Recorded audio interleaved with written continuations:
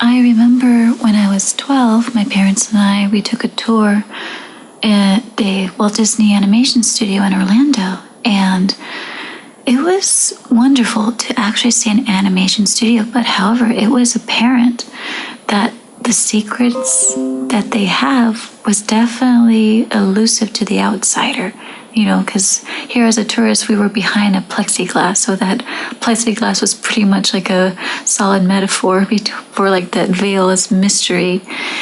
But so flashing forward, I still wanted to learn animation, but it was impossible at the time, because in order to learn, you would have to go to out-of-state university or a private college or even overseas, and it was virtually impossible for me at the time. Earlier last year or so that I started to take animation courses, and I'm telling you, I have seen so many online animation courses, but there was always still that veil of mystery. Flash forward to this year, I came across AMB's YouTube channel, AMB Real Animators training, and I was blown away. I just couldn't believe, the knowledge that he was putting out there, the lectures that he was doing. It just pretty much ripped that veil of mystery off the face of the earth. And the thing that really sets his archive, his online lectures and stuff apart from everyone else is the basics. That's the one thing that a lot of the books, a lot of the online animation stuff lack, was the extreme basics, And when I started on that archive, I started understanding the spacing, the timing, the arcs, the slow in, the slow out. And with each exercise, it builds up on each other. And as a result, I start seeing, the arcs. I start understanding and timing things in my head. And it was just so fascinating. And because of that, it just helped revive, my lifelong desire of learning animation. And it just made me so happy that I'm able to pursue and to dream of becoming an animator. So thank you. So, are you going to join the library?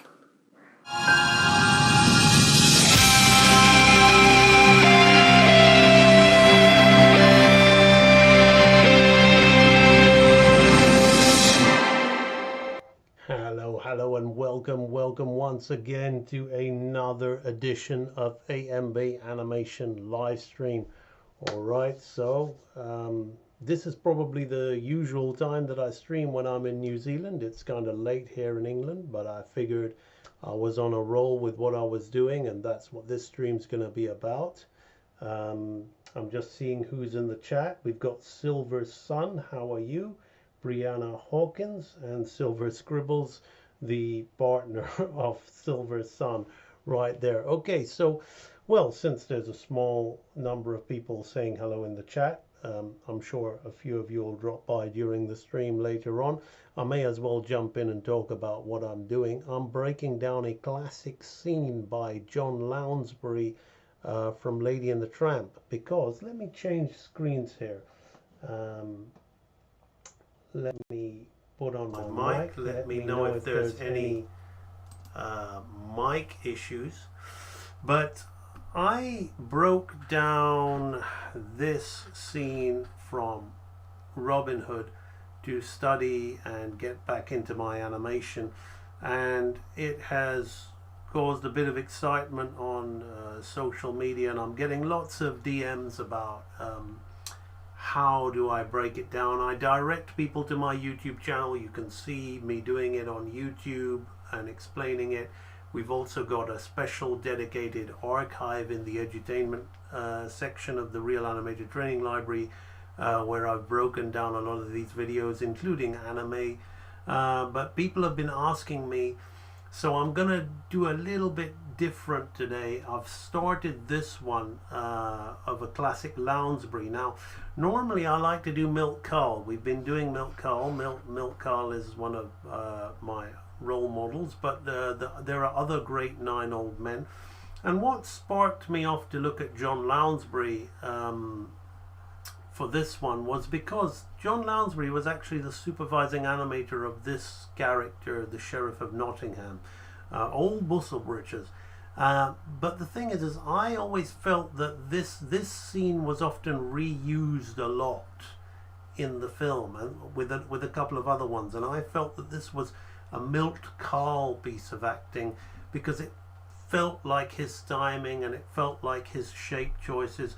But then people were telling me, no, this is a John Lounsbury scene, and I don't know, to be honest with you, because John Lounsbury was also one of the best animators in the world who was equally influential.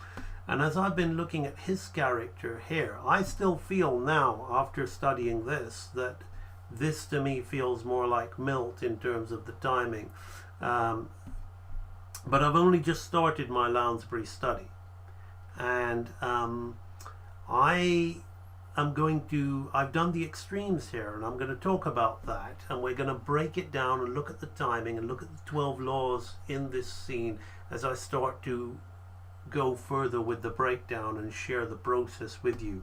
But looking at some of these shapes, I can see the influence. You can see John Lounsbury, he trained the likes of Glenn Keane, and as I do drawings like this, what you can see on the screen here, I'm really seeing Glenn Keane's John Silver from this character, and I'm seeing Iago the Parrot by Will Finn.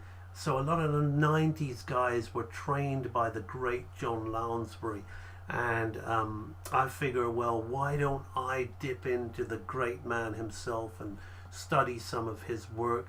This is a fairly quick little scene. He just says, tonight a butcher gonna get, okay? He's gonna butcher gonna, right? But we're gonna break it down and see just how this small little like bit of dialogue, like tonight a butcher gonna, how just much more interesting. So these are the extreme frames, and we're gonna talk about the process, because a lot of people see this and they say, oh, when I do it, I just feel like I'm copying and I'm not really learning anything. And yes, unless you know what you're looking for, then it does just become a copy. So we're going to talk about that in this stream, what I'm looking for and how we can learn from the masters. I can see a few of you are now making yourself known on the chat, so I'll quickly say a few hellos. We've got Silver Sun, who says he's going over scripts and getting feedback. That sounds great. We've got Jason, good to see you. Rusty Revels, Fia 390, Yoel Dero, Estudio Hypnosis, Brittany Goddard, Red Fox, Cameron, Alan Davidson Black, and Alpha Proto. So that's awesome. So you guys have come on the stream to join me. Right, so I'm gonna jump in and talk about this, what I've done at the moment so far. So this scene can be found on YouTube, and I just go through the arrow keys and I go through it frame by frame. And what I do is I pick out, I'm gonna write it down, I pick out the extreme, let me get a fat pen here.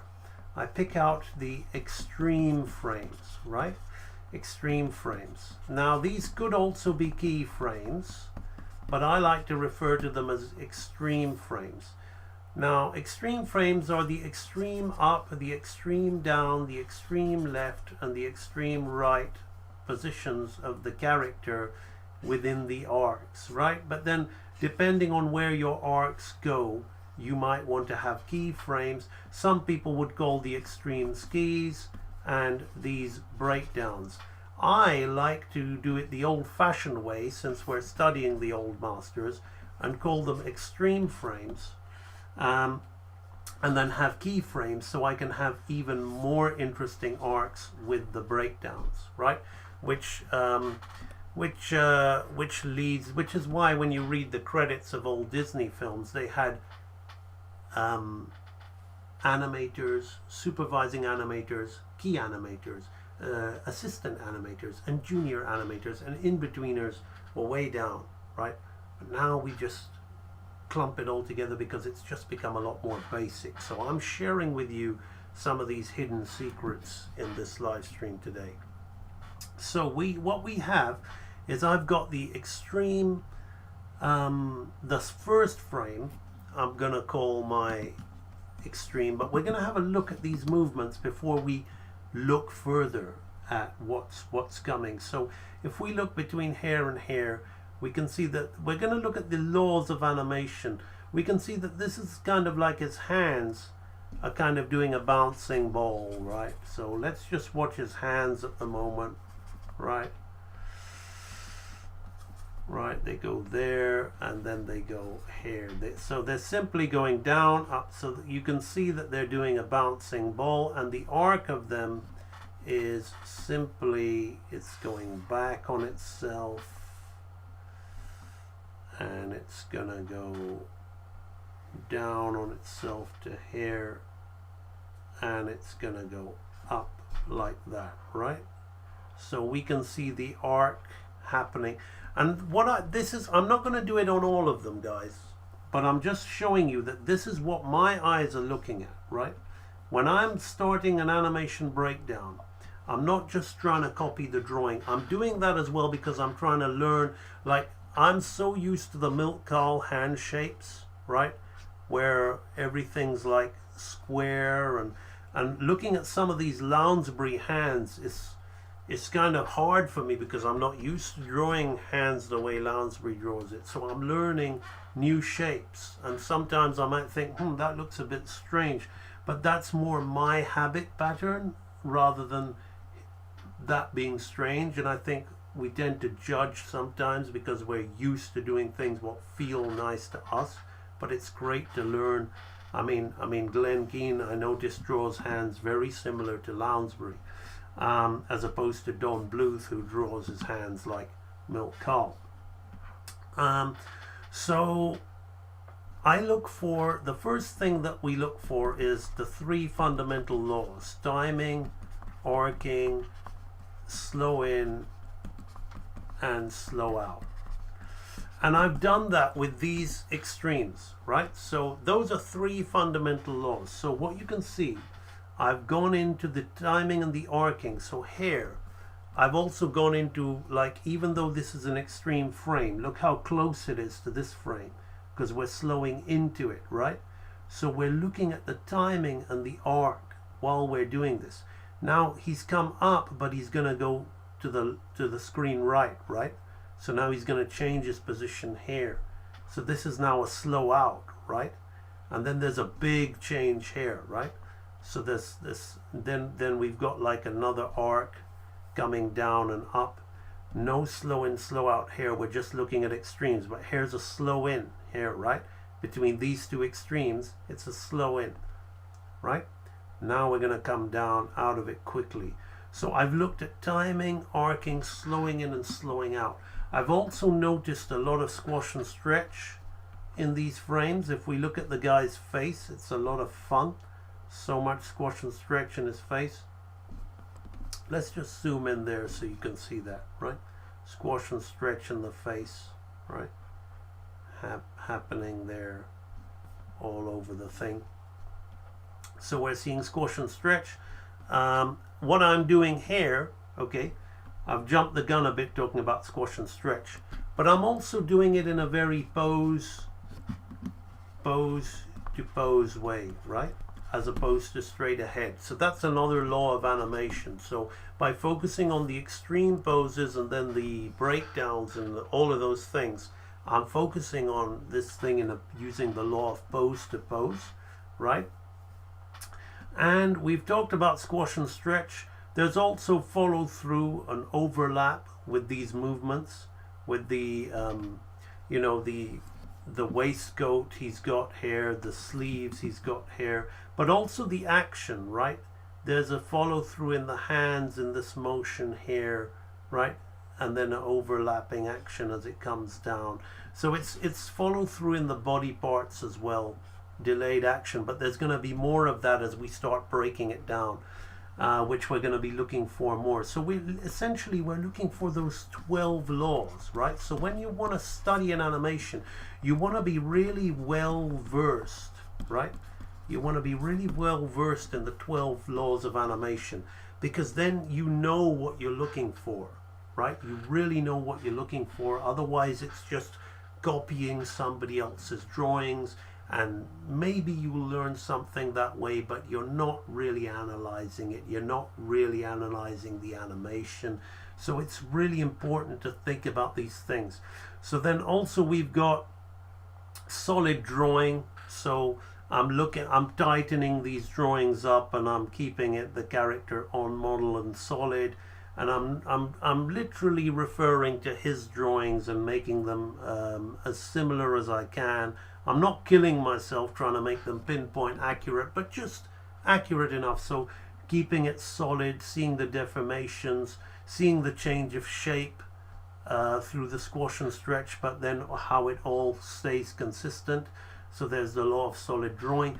There's also the law of anticipation. So even all this is anticipation. This is an anticipation key here as he goes into here before he says butch.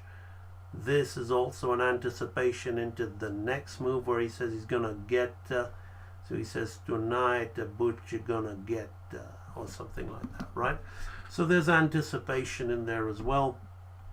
We've got primary and secondary action, which this animation is full of, but we'll see more of that as we start to go beyond the extremes.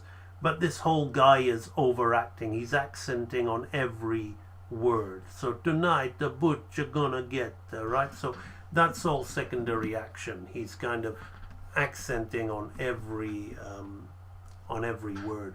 So we've got primary, secondary action there. We've got exaggeration, right? His hands can be extra big and extra, like they get bigger and then they get smaller, right? We've got exaggeration, we've got appeal, and we've got staging, which is the sense of he's an Italian chef and he's very caricatured and he's very gestural with his hands and very passionate with his talk, you know, very caricatured Italiano kind of acting. So those are the 12 laws of animation that I look for. We've got a question here by Diego. Please do not ask me about which program I'm going to use. In this day and age, so many people are crying in their sleep about AI killing people's jobs. This is art. This is real animation. We need to be focusing on the drawing and the craft of animation, not the tool, all right? The tool is like sitting on a toilet and wondering what brand of cistern you're sitting on, right? It really has no relevance to what we're talking about, right? This is real animation. See that R in the background? In my studio, this is real animation, all right? My channel is very different. We don't focus on the things that the normies do, that the average everyday buffoon who's worried about software to do the job for them because they can't draw. I don't care how that sounds.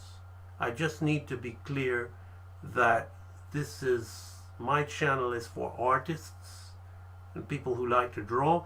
And if you're interested in software, you should use AI, because I actually like AI because AI is for the people who can't draw and it gives them a chance.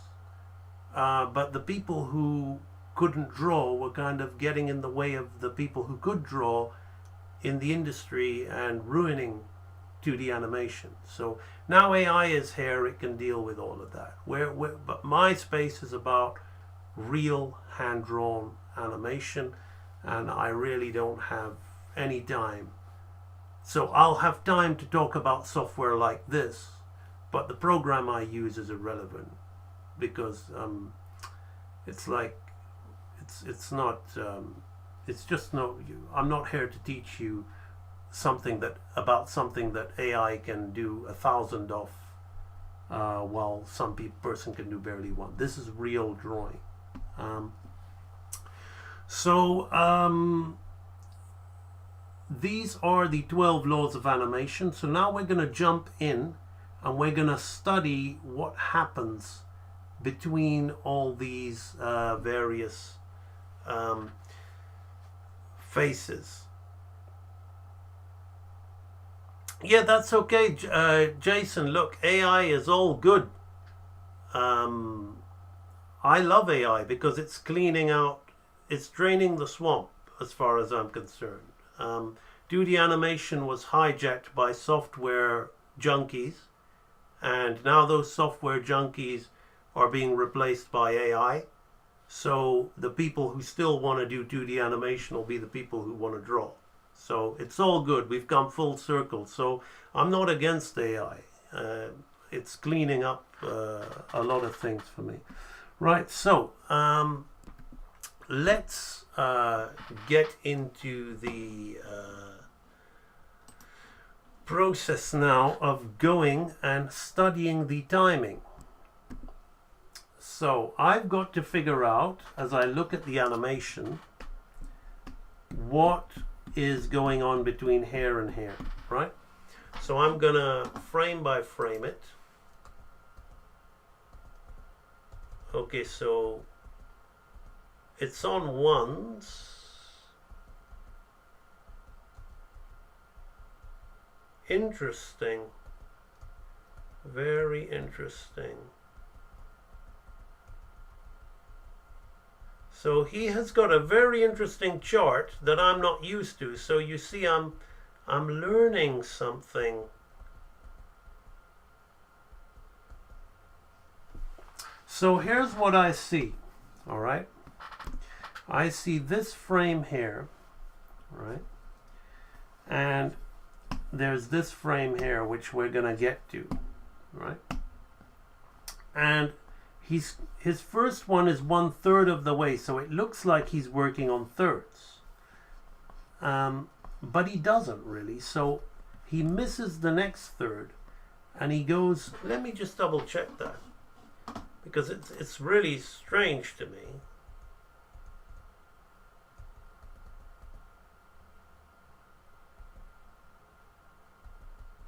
Yeah. So this is new to me, right? I would normally I would do something like this if I was timing it, right? I would go here, or I would then go maybe would miss this one, and I would go here and then do a half hair and then slow in. But what he's doing, he misses this frame here, so he comes here, right? And then he creates a half between this one here, and he jumps all the way there, and he has another half in between there, and he's favored. So he goes, instead of a third, he creates another one. That's you could see I'm kind of lost for words here, because I've never seen a timing like that before. But let's put it in. Let's do it, right? So let's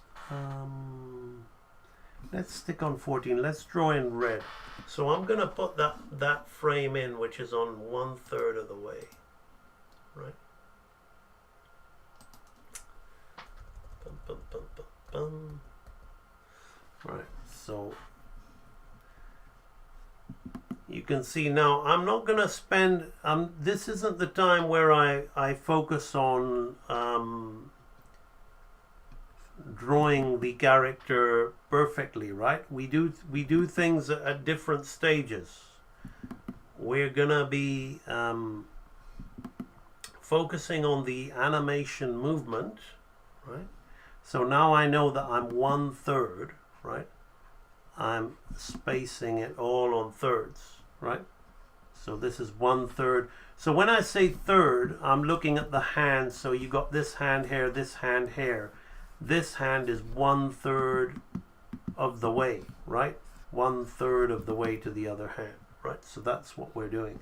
And similarly to this side as well, which arguably this one looks almost on a half, but it's interesting. So the reason I like to do these breakdowns is as I'm constantly trying to improve my animation abilities by studying people who I admire, and most they're gonna be the 9 old men era of people, to be very honest with you.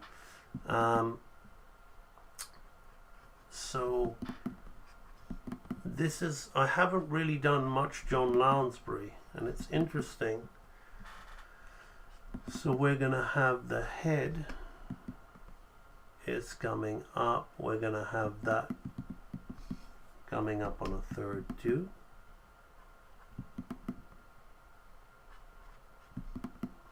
So this is how I kind of know where everything is, which will kind of help me when I draw it all in. It'll help me time it all. So I vaguely just take a look at what I'm looking at there.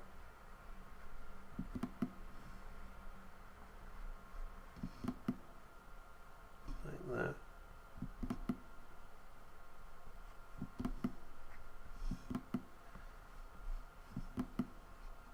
Right. And what I'm going to do, because it's so strange, normally I would just do one frame in between, because that's a breakdown to me. So this is the breakdown frame, right? So if we look at it, it comes up like this, right? I could do the neck piece, but that's a bit fiddly.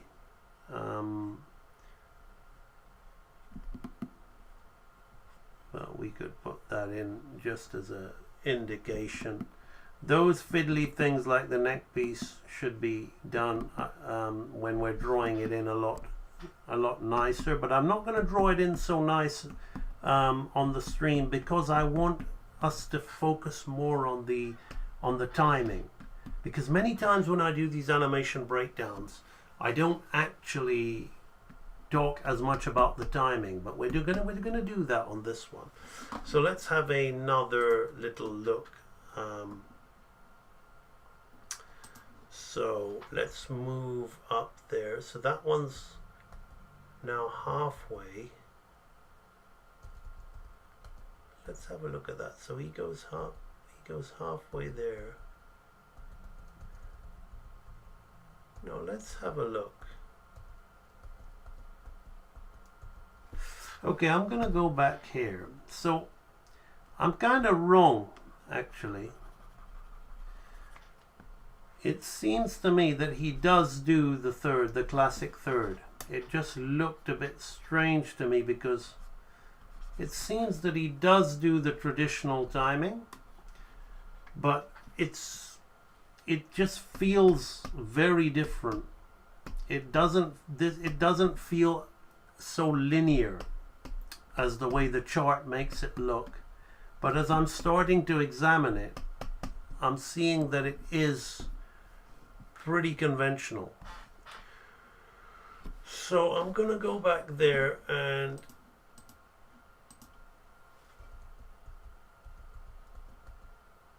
it's so close though. Yeah, that's what he does. Alright, so he doesn't do this. He goes halfway, and then he does a favor. He does a favor. Okay, so let's do the halfway one.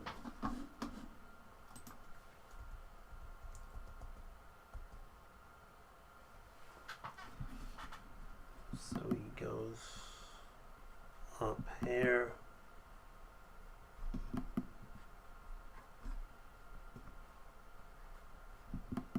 And what I'm doing is I'm looking at the shapes, right? So we've got the shape of the sleeve. So you see how we're keeping things consistent is I'm looking at the shapes. I'm looking at the hands as just these simple shapes. So he's got simple shapes, which he then starts to put the fingers in like that, right? And even that's a little bit. See, this is why I was confused, right? Because it looks like a half, but his hand is all the way up here, right?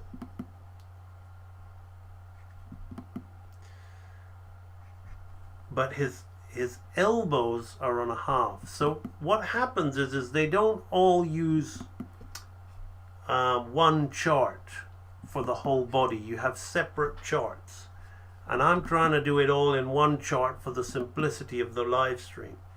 So while the elbows and arms and things are all on halves, his hand was like the way I originally had it, where he kind of skips that third and goes.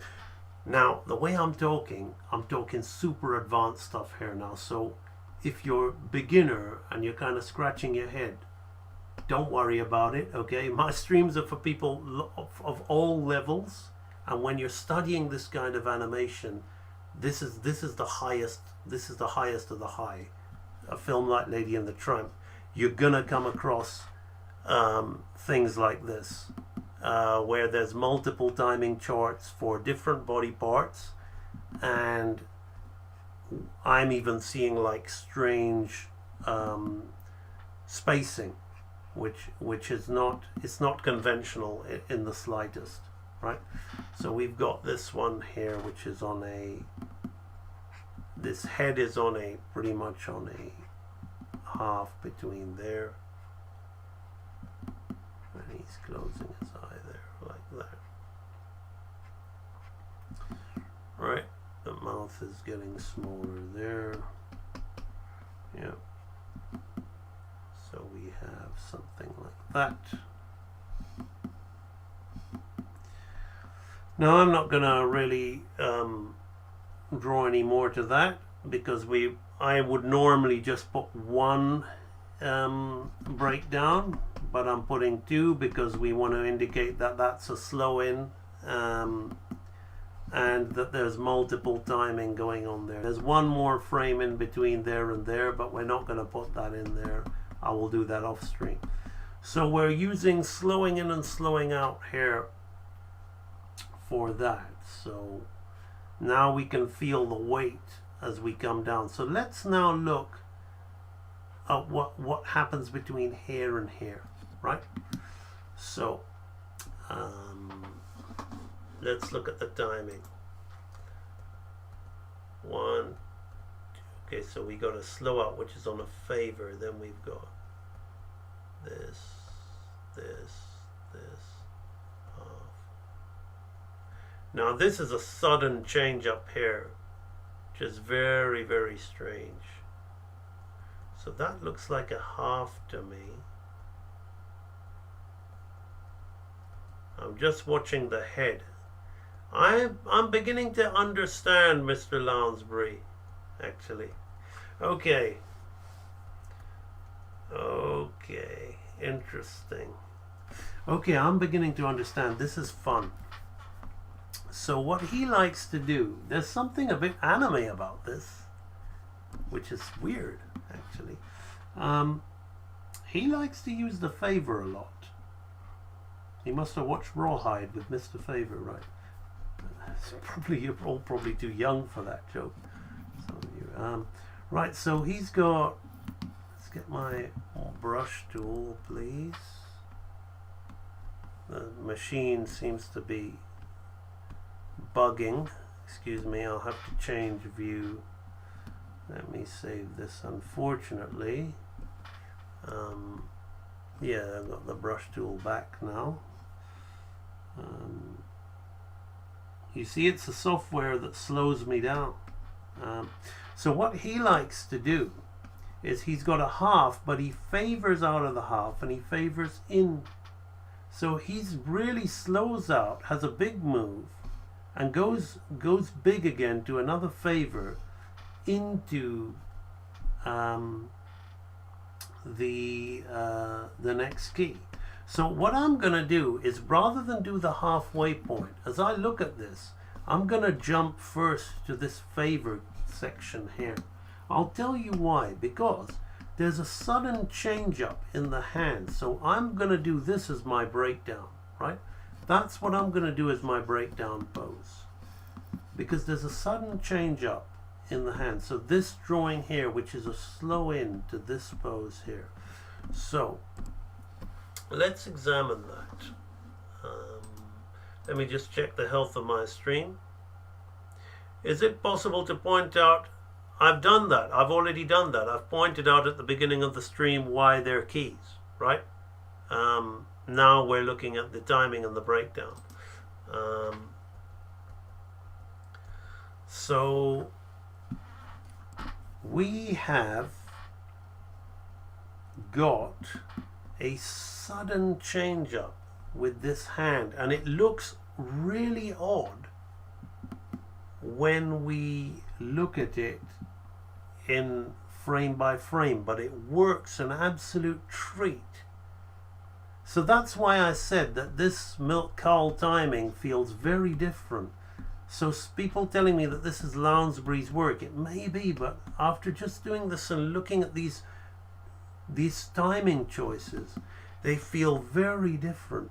It isn't the way that I would do it, but that doesn't necessarily mean it's bad. I mean, John Lounsbury is one of the greatest animators that ever lived, so I'm here to learn, right? Learn new things, right? So there's a huge hand position on this favor. So he's favoring it in spacing, but not necessarily in motion, right? And he's got a big hand position here, right? They're keyframes because they're the extreme points of the action and the end poses, the beginning and end poses of the gestures that he's making, right?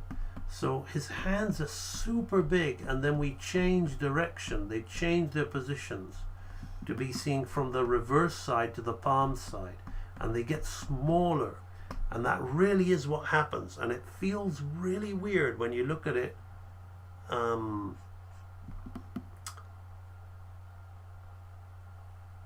when you're looking at it frame by frame, but when you see the thing moving, when you see it moving as animation, it really works an absolute treat, a charm. So we're gonna have his body section up here, and his head is gonna be close. So this is why it's a favor. His head is really close to that, right? It's not halfway, it's not 1/3 of the way. It's what we call favoring it, right? And you'll notice that the light box is just merely there to help me kind of see the arc. I'm not using it for consistency at all, right? So then we have this here, like this in the mouth. He's got a mouth shape that I'm going to talk about, where we can see his tongue just like this.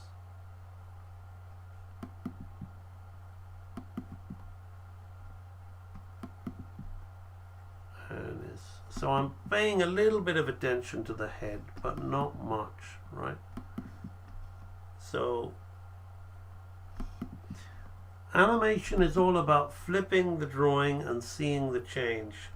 Now my hand is in the wrong place a little bit, so I may have to revise that. I may have gone too big on that hand. It's more down here, which feels right? But I'm shocked at how big those hands are. It's mainly this hand here, how big it is compared to the next frame, right?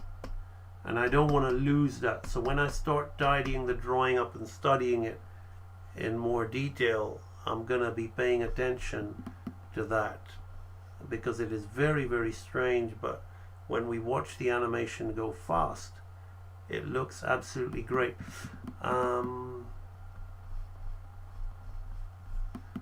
I'm gonna be doing a lot of more John Lounsbury actually, because it's really nice to be able to study something very different to the previous studies I've been doing. Okay, so that's that one. So we favor that. Let's see how that works. I'm gonna throw in the so we see that now. What I'm gonna do, already we can feel that, right? We can feel that, but I'm gonna do the other favor so you can see the power of the favor, and I'm gonna miss this one out, and I'll do that off stream. So but now between hair and hair, we have got the other favor, just like this, just very, very close. So the arc is like this, a simple arc, and what's happening is the hands, right? These are on thirds, the elbows are on thirds, right? We can see that those elbows are, that's a third of the way, right? So you see, as I'm doing this animation breakdown, I'm studying the spacing, which is the distance between the body parts, or the aspects. Now what's happening is there's follow through, overlap and drag going on here. As we can see, the curve is being reversed. So the hand is this way, but we're putting in a big sudden change up to this hand. And here's where this kind of advertises the consistency fallacy that everybody is trying to get, which is why their animation looks so dead, so stiff, and why they like to use software to slide shapes about, because they think they're doing something consistent, but they're doing something consistently crap, in my opinion, right? Because the reason, animation needs to feel alive, it needs to feel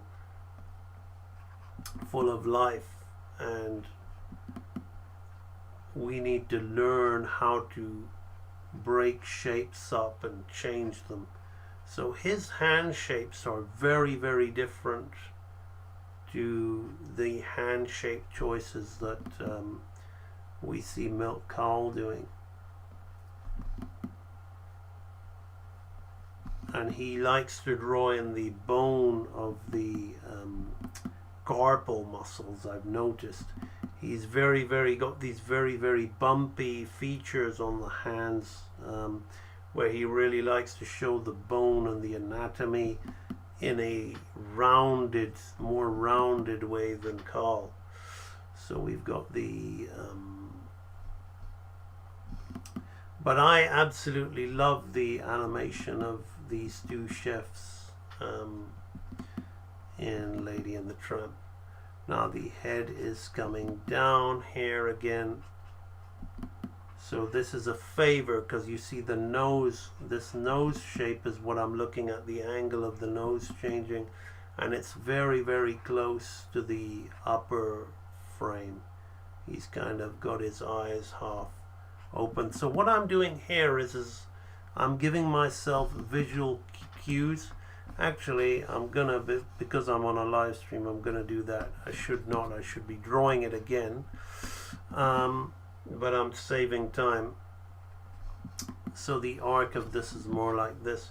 So I'm giving myself visual cues, so when I draw it in nicely, I know which frame, what it is, where it is, how it is. But at the moment, we're not focusing on the drawing, because that's what a lot of people who are watching my streams are. That's where you're making the mistake.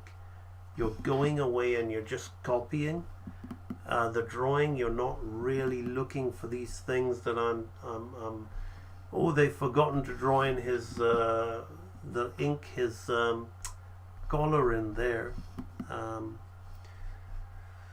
So now we change the angle on his jacket here like that, so we can see the follow through, and then this comes down more like a third of the way there. Right. So now if we look at that, we're missing a frame, but we should feel the bounce in that. Can we see how we see the weight in that because of the choice? And what this reminds me of is what my mentor told me about the difference between Disney and Warner's timing. My mentor was a guy called Richard Baisley, who was a sequence director on Iron Giant, and he was the designer and supervising animator for Hercules' parents in Hercules, and he worked on Pocahontas on John Smith. He's was a supervisor at Don Bluth's blah-de-blah. Right, so when he worked with Eric Goldberg on Pocahontas, Goldberg told him about, now this is for the, I'll look at the chat, see if I've got any questions. Goldberg told him about the difference between Warner's timing and Disney timing, and how Disney managed to get the Warner snap but made it feel more fluid, and that's what this is reminding me of. But this is even more extreme than what the cartoon master Goldberg said.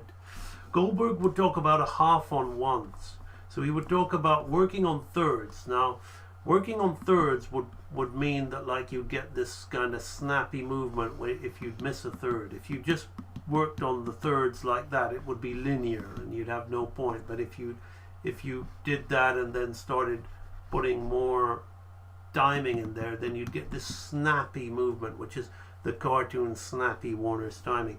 But what Goldberg would say is he said, well, what you can do is you can work on twos and then you put a half on ones between them, and that'll kind of give you that fluid movement. So what I'm seeing here is I'm seeing the favors towards the end and the beginning, the favor slow out and the favor slow in. And then what he's got is he's got one plonk halfway in the middle between these two, and that's kind of gonna make it even more fluid, which is what Lady and the Tramp has just got such beautiful flowing fluid ones animation, all on ones, and it's just a masterpiece as far as I'm concerned. One of the finest animated films out there. Right, so now we're going to look at what's going to happen between here and here. But before I do so, I'm just going to have a little look at the chat. Understanding timing charts is often lost to me. I don't understand them sometimes. They were mainly used for the assistant and the in-betweener, and also, I mean, in these days they would give it to another animator. So you'd have your supervising animators, your animators, and your junior animators. And what basically, you know, as I'm using all these terms, I teach them in my training library in the basics archive. You have drawing A and drawing B, right? Now you can either put this drawing halfway in between, and that's called a half, but then the movement will be very, very linear. You can put it 1/3 of the way, right? And then you kind of got to slow out, and then you can have another third and then another third, and it'll be a linear movement like that. But then you can start playing with it and putting more frames in there, like halving between there as an in-between, and then halving again to slow and push out and get a faster movement. So less frames equals faster movement, more frames equals slower movement, right? So you've got halves, you've got thirds, and then you've got what we're talking about, where we've got like drawings that are very close to each other called favors. Then you can like half between the favor to the half and jump straight to the next favor. So that's a very quick thing about timing charts. But when we work in the basics archive of Real Animator Training, we work through a whole series of exercises of bouncing balls, what makes a ball bounce instead of jump, swinging pendulums, weighted swinging pendulums, creating different effects with those timing charts. And then we move from that onto walk cycles. So there's a whole art to it, and they're once you understand them, they're very simple, really. And that's what we look for when we do this stuff. So let's now see what happens between hair and hair, right? First, well, so this is gonna be like, I think this is gonna be a conventional slow in. 2, 3. Yeah, he's slowing in on thirds. He's doing that linear movement. Actually, it's really strange. The hands don't feel like linear at all. It feels like he's favoring this hand again and then doing a half. But to keep it simple, I'm going to just say that the whole body is moving linearly on thirds, because he's working to sound with a scene like this, because he's got dialogue, right? So he's working to sound, but this hand, the hands, to me, right? So the overall movement is on thirds, linear thirds to slow in. The hands to me feel more like this, right? He's got them on a favor, and he's halving in out of that favor. I don't know why. Maybe because he's trying to create this Italian kind of like shaky quality to it. But again, it's not for me to question this guy, because this guy is I want to learn from him.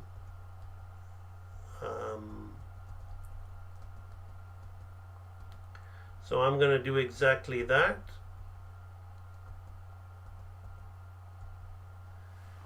Actually, what it looks like, it looks more like those hands are 1/3 of the way, and then instead of being halfway, he's favoring that, which is really odd. But I don't, it's as I said, I'm here to learn, right? I like to talk like I know it all, because I'm here to share knowledge to you, but I like to do these streams because I like to show you that no matter how experienced you are, there's always people who are more experienced, whether they are alive or not, and you're gonna learn something from them, and it's always important to keep learning, right? So we're gonna put that 1/3 of the way. I'm not gonna do both. I'm just gonna do the easy one. We're just gonna put that third spacing there. So I'm doing this. I'm doing 1/3 of the way, right? Where's the other thumb? There, like this. Now his hand shapes, he's really doing foreshortening on the fingers, and when we look at the drawing, it's very odd. But again, when we see it moving, it just feels perfect, right? I don't the hands look fantastic when we see it moving, right? So again, we've got drawing for animation, which is very different to drawing for illustration, which is again a real misconception people have when they start to do animation. So here we're gonna put this on a third.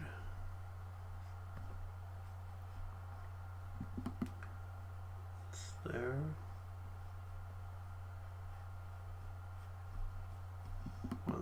of the way. Once all this stuff is done, drawing the thing in is very, very simple, because you can just slow down, you can put on your music, you don't have to think so much, because the drawing is the easy part, right?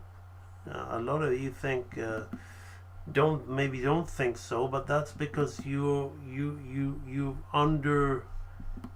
underestimating what good animation really is. I don't think most people really understand good animation, because so many years have gone by with, even at the industry, with just bad substandard animation being put out there, that this kind of classical stuff is lost.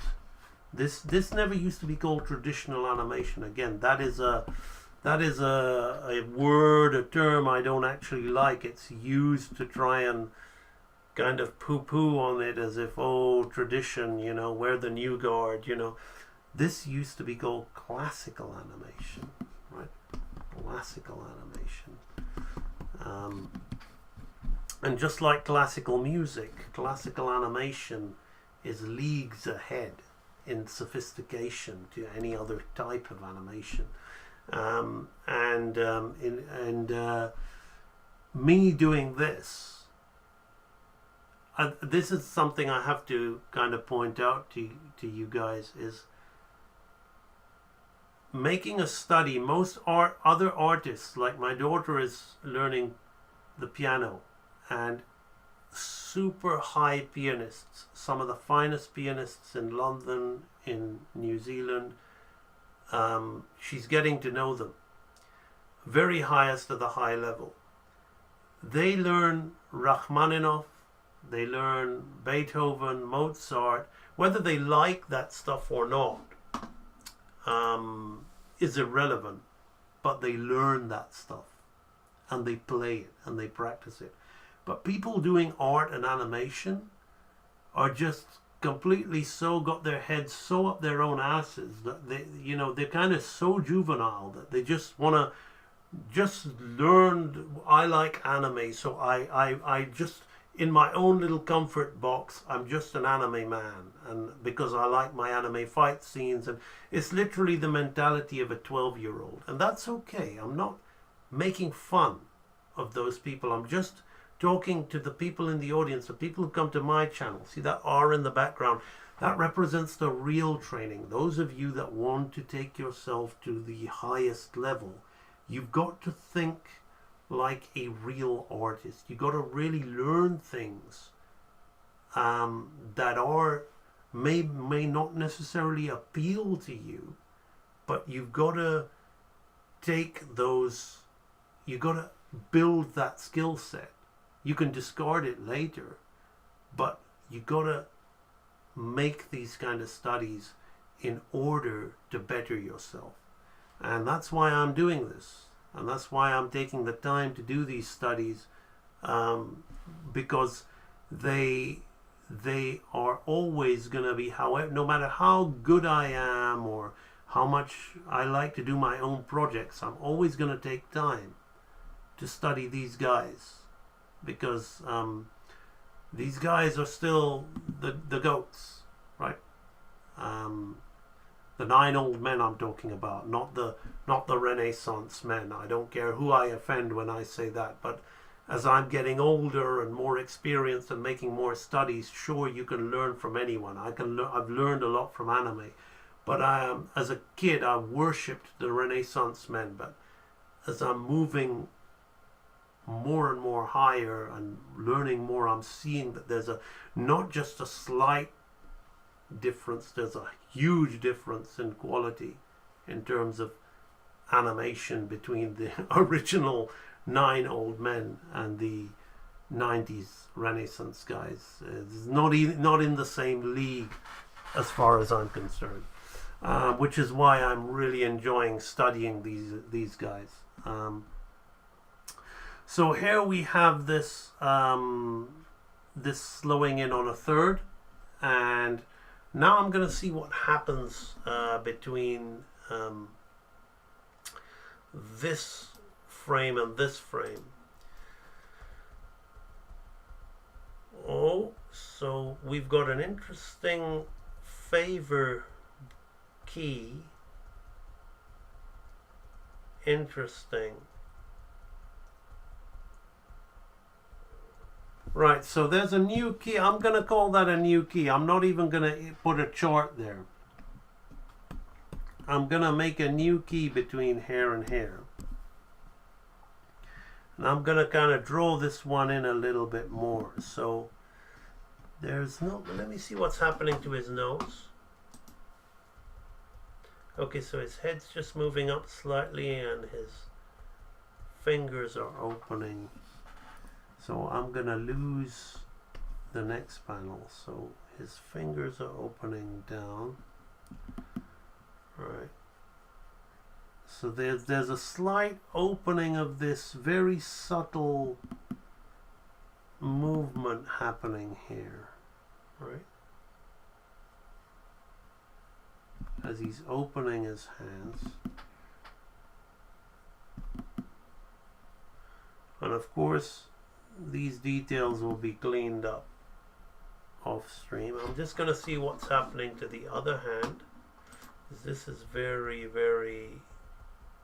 Okay, so it's just going down and getting bigger. Right. So this thumb is going out more. And everything here is going down and getting bigger. So these foreshortened fingers are kind of opening out on themselves.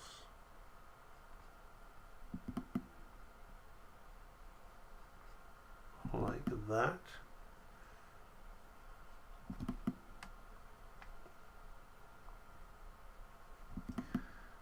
So we have this, right? Now the nose is coming up, and what's the mouth doing?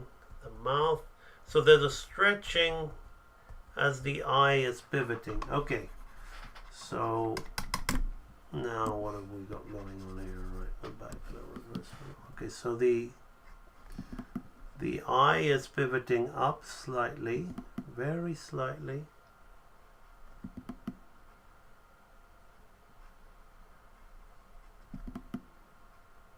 The nose is making a little bit more of a move, but just to show the head angle change, not too much. Right, we're just changing that head angle very slightly. And we're putting in stretch, right? So the mouth works like this, right? Without his mustache, he's opening that mouth. And the teeth are there like that. With his lip there and his mustache there like that.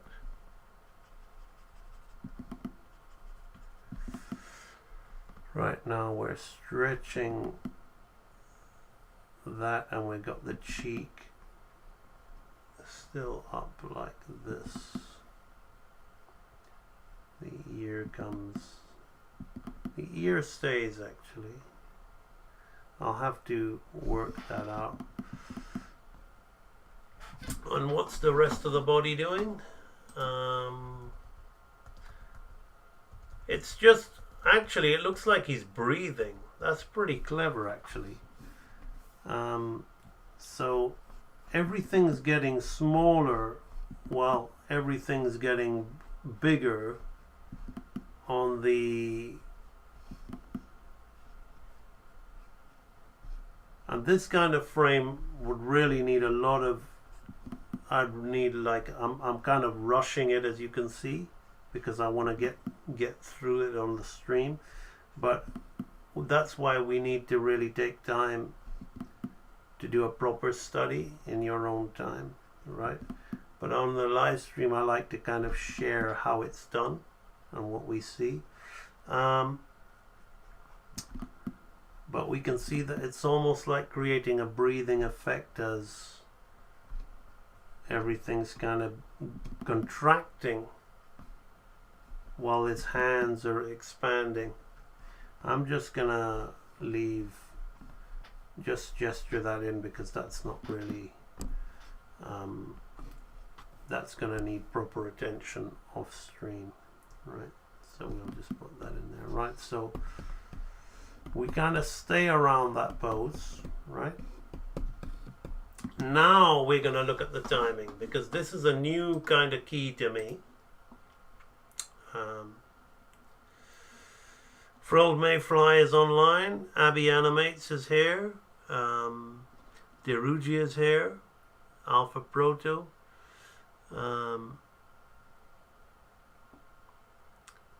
Can you put these sort of studies in your portfolio? Listen, when it comes to portfolios, I honestly don't know about the industry is in such turmoil at the moment that I can't honestly talk about it like I know about it. Like I left the industry, I walked out of the industry in 2019 for good, and I still turn away. Like I've just come back to the UK and a couple of people are meeting up with me. They want me to work on things, and I'm not going to do it.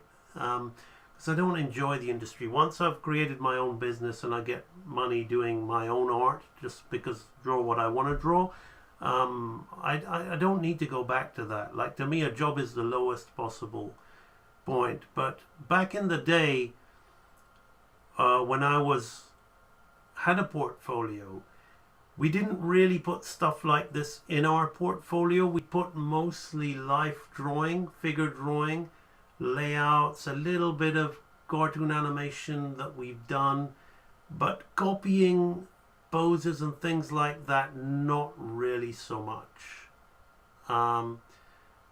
Making a study like this is more for, it's like doing push-ups or doing pull-ups. You don't, unless you are getting into fitness and you want to watch people doing it on YouTube, which you can, you don't really want to see that. You want to see the gymnast do his routine, or you want to see the martial artist do some martial arts. You don't want to see them stretching into the splits, right? You want to see the finish. So you don't, this kind of thing you got to take as your training, as your exercise. But I can't talk about portfolios because animation stopped becoming when, for me, AI has always existed with the arrival of 2D and 3D software-based rigs and all that. And when animation moved into technology as opposed to art, the door got opened for the lesser art types and the more techie types. And technicians were then in more demand than artists. So it became more about what software you could use and your ability to manipulate that software, i.e. the characters in that software. And that's when I moved on to storyboard. And I was an animator for probably 10 years or 8 years, and then I was a storyboard artist for 12 years or 10 years, thereabouts. I was in the industry for 20 years, and then I had enough. So what I would say is, in this day and age, like you've got top level people, the low skilled people forget it, right? The intermediate, even high level people are now changing their jobs. There's mass panic over AI. But those who are persistent will get in the industry. But I think the industry, I think, to me, I don't know why anybody who's an artist would want to be involved in that. It's just a shit show. But it's up to you. I mean, I think it's the lowest form. If you're an artist, you now got the ability to be a real artist. I mean, you can either reach potentially millions of people or even thousands of people or even hundreds of people with your own niche market who are willing to pay you money for your own unique expression, which you can share, and you can do that today.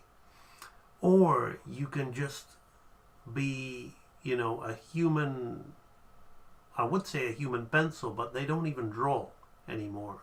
So whatever, like an automated software operator for a company to manipulate their characters. And if you feel that you're doing Spider-Man and your dreams have come true, then good luck to you. But I don't really see why anybody would want that to be their highest goal in life. But then we're all different, so I can't really comment about portfolios anymore, because the whole climate has changed. And it has changed even when I walked out of the industry and it became more tech-based, and now it's changed even more. So I don't know what it is they want. They just want people who they know, people who they can push around, and people who will look at the AI image and work around that rather than bring their own expertise to it. So it's all change. No, there's lots of subtle breathing in classic 2D traditional hand-drawn animation of old. Analia, welcome to the stream. Frilled Mayfly, good to see you online. Okay, now let's continue. Let's now look at the midpoint. Okay, so we then go one. So this is a straight up half. Okay, so from hair to hair, there's a straight up half between hair and hair, right? And that's it. So it's a pretty fast movement. So let's go put that in. Interesting expression on face he's got. Is it a half or is it a third? No, you know what?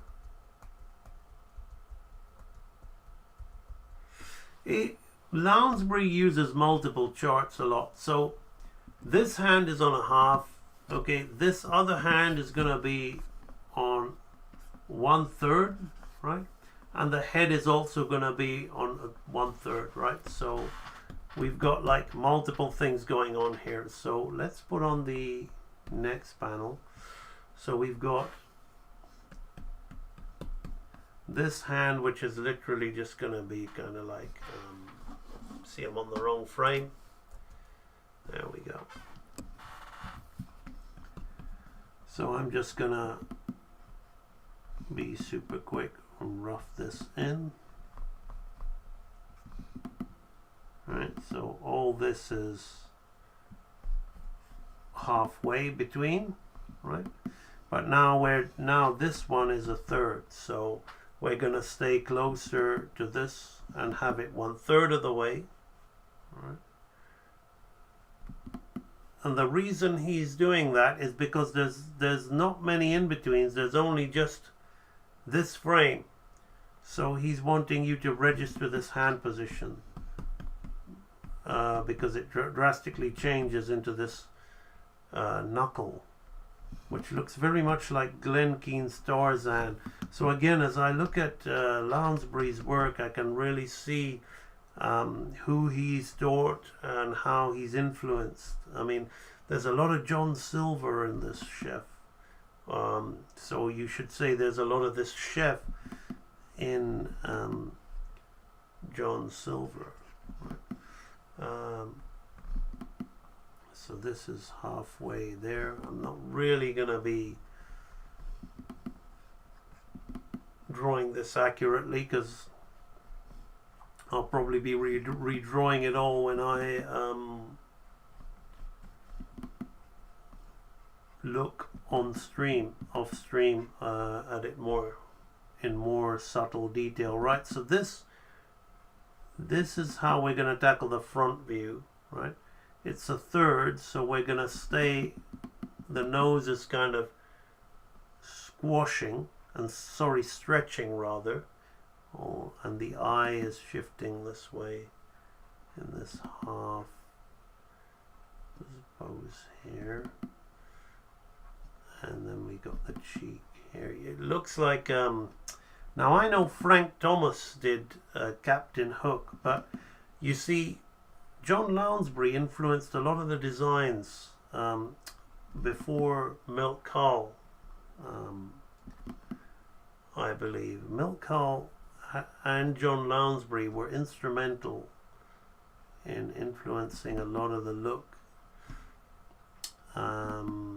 and John Lounsbury was very, very versatile. So I know that Frank Thomas supervised Captain Hook. It's one of my favorite characters is Captain Hook. But I'm not sure if he designed him or if Lounsbury designed him. So I need to do some research on that. But as I look at this drawing here, really feels like Captain Hook. So we've got that on a third, and I'm gonna put this body on a half, but it may well be on a third, like that. Okay, so now we have it in here like this. So let's take a little look at that.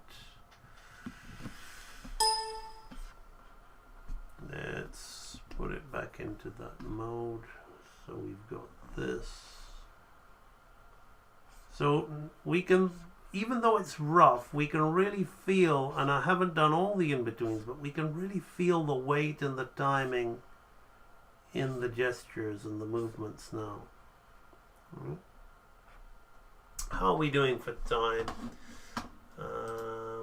We are 1 hour 15 in. Yep, breathing does accentuate emotion, and this guy is always like kind of what's the matter with you, sort of passionate guy. So now we're gonna come out and see what happens between these two frames. Now there's gonna be a lot of stuff going on here, and some things that are a little bit different, and so what I notice here is before I do the, we're gonna have thirds, and it's not a third, right? So his hands, or what's his head doing, right? I'm gonna put in another keyframe here.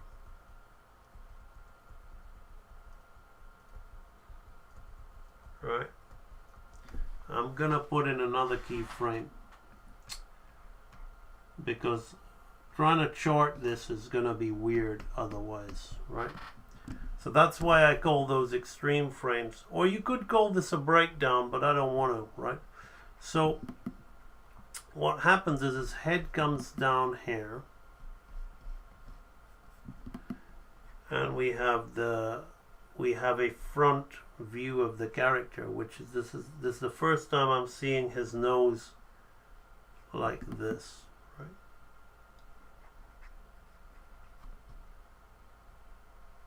So I'm not looking at the timing here because I feel that this is it's interesting what he does with the hands. I'm too busy looking at the hands on this piece, and they're kind of, some of the timing choices are very different to what I'm normally used to doing, so I'm getting thrown a lot.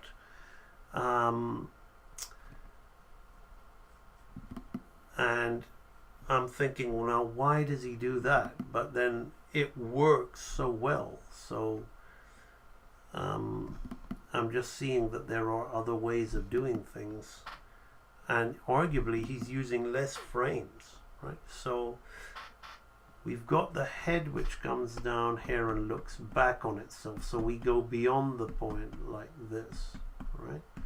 So we've got an overlapping action there. Now I'm just going to look at what happens with his body.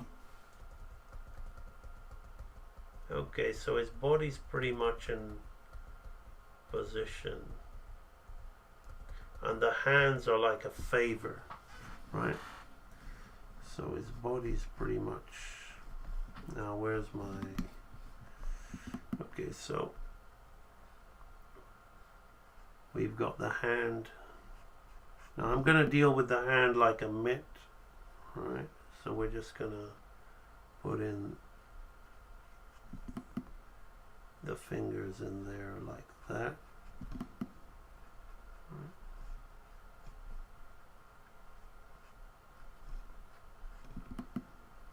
And the other other one is up here like this. Now this is a favor, and I'm making it a new key, right? Not even a breakdown, because for me the breakdown is going to be more about the arc of getting from here to here, right? So that's why I'm calling it a key, not a breakdown. Then we've got the arm here like that.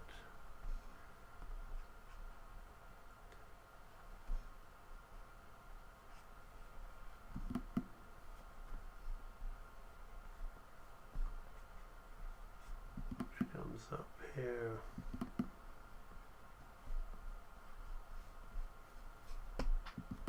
And that goes into that. Now that's when I'll talk about I'm not going to talk about the strange hand timing just yet, because we're going to do the breakdown, and then we're going to do the follow through and overlap. So this isn't perfect, but it's just like the other one. It's just enough for me to call it like a key that I'll have to really tighten up off stream, because all of the animation I do in and out of keys is going to be affected. But let's take a little quick look at that, right? So we can see that there's it's put in some timing there, but we need to break it down. I mean, a lot of people in this day and age will just snap into that and slow in and favor and think they're doing good animation, but you're kind of missing a lot of tricks in the law of arcing there. So let me just very quickly get a feel for the follow through and overlap of this thing here, like that. Okay. Now let's do the traditional breakdown between here and here, right? And I believe okay,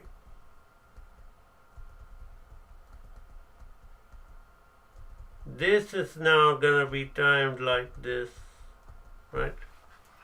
So we're just going to have a half, and we're going to slow out of that half and jump into that, right? So that's a fairly easy one, right?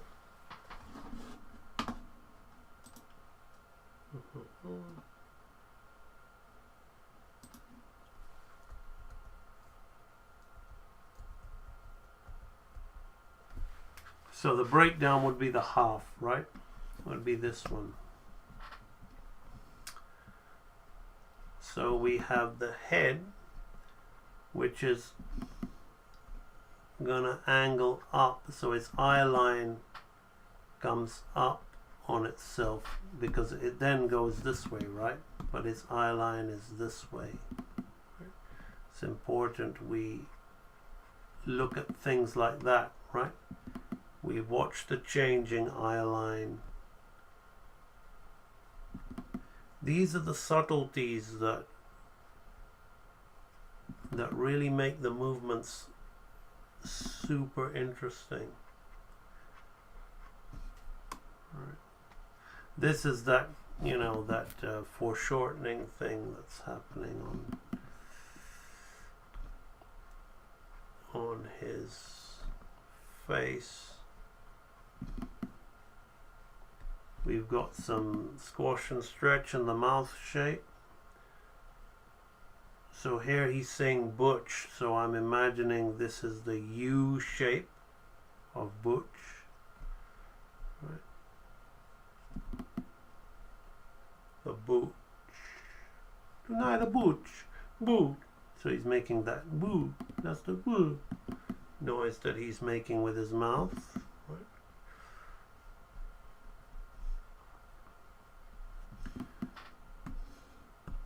Butch, right? So that's the ch, right? There, like that.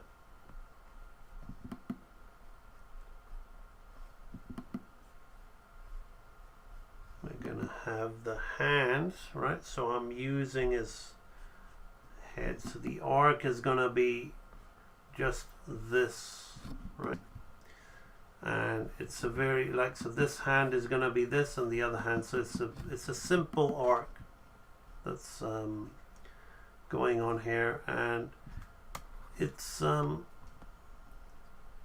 I've said it's on a half, but he's making that hand super big here because it's a big movement going on, right?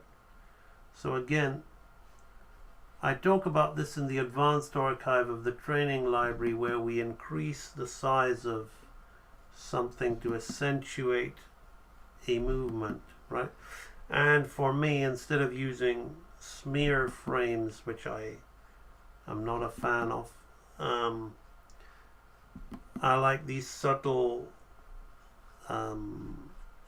size changes in these body parts, which helps. So like this hand is now huge, right?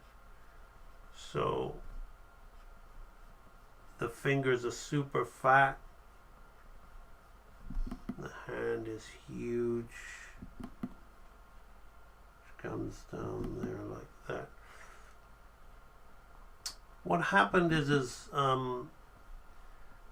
with the arrival of DreamWorks Animation,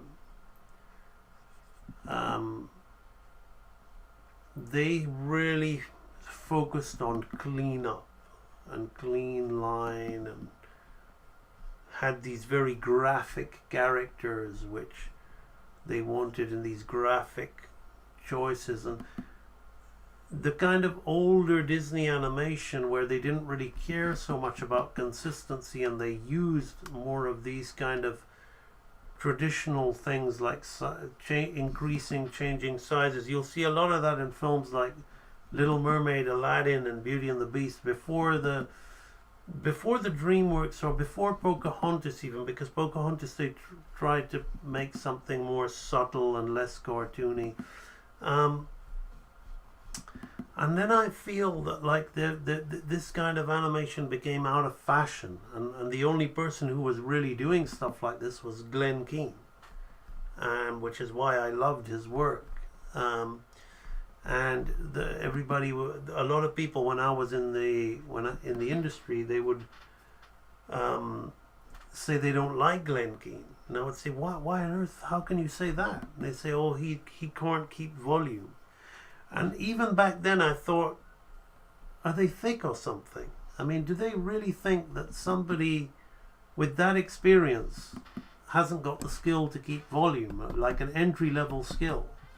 And you're talking about one of the best modern professionals in the business. And I spoke to my mentor about that, and he laughed, because the British crowd, he would call them. He's British himself, Richard Baisley. But he came back from LA, and he said, the guys here have no clue about how we worked at Disney and at Bluth. They don't know. They're so afraid to change shape and do this stuff. And it's this stuff that makes it feel so much more alive. Right, so now we can see that, but now between here and here, I've got to do another breakdown, because we've got some follow through. So here we've got this and this, right? This and this, right? So now we've got some follow through going on here, and the timing in this section is pretty interesting.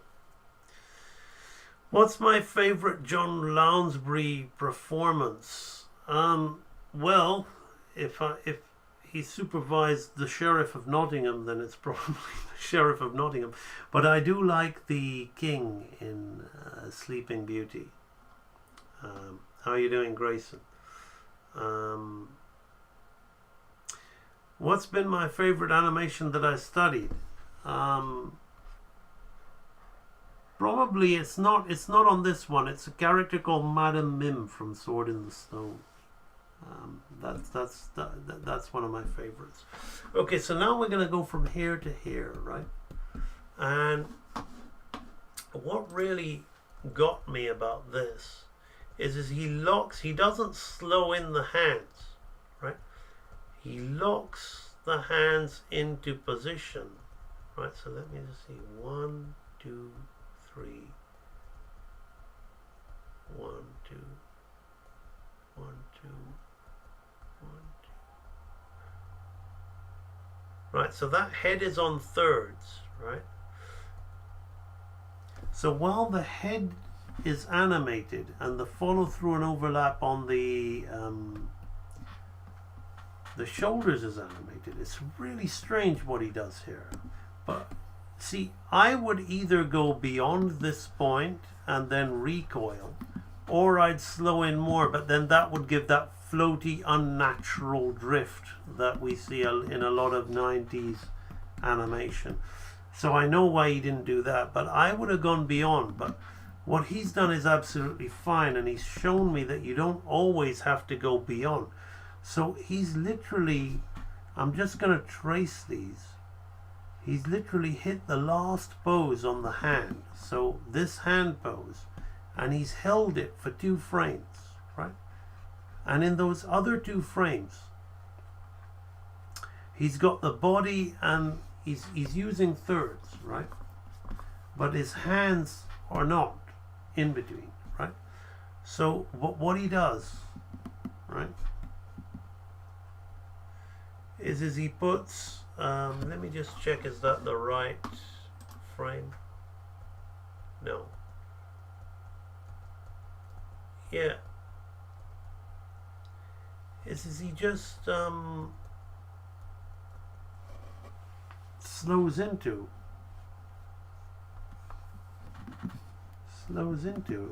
it on thirds, right? So you got this one here, and there's follow through and overlap happening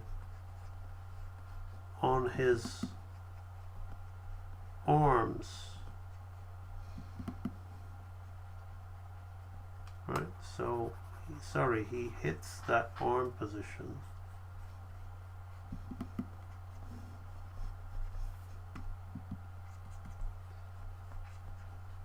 But the sleeve has follow through and overlap on it. So everything in those arms is hit, but the sleeves has follow through and overlap, and there's a little bit of down action coming here. So the body's pretty much in place, and he's moving this head on thirds up. So I'm just gonna fudge it a bit, right?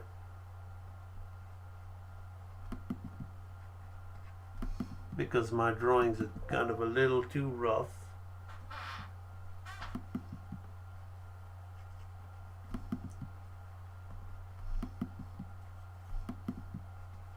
Right, so we've got one there. And he does what he does again then. So we've got, this is held in position again. So everything is in position. He doesn't really move it. It's all locked.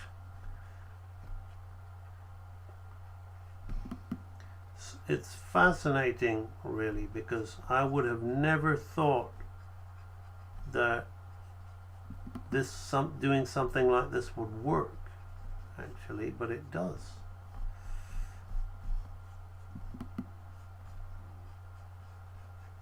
And this is a really expressive piece of animation, right? So I'm just gonna put some what we call shorthand in there to say that that head's moving on thirds, right? And then we're gonna bring that down. So he just has some follow through and overlap on the hands, but he locks the hands in place like that.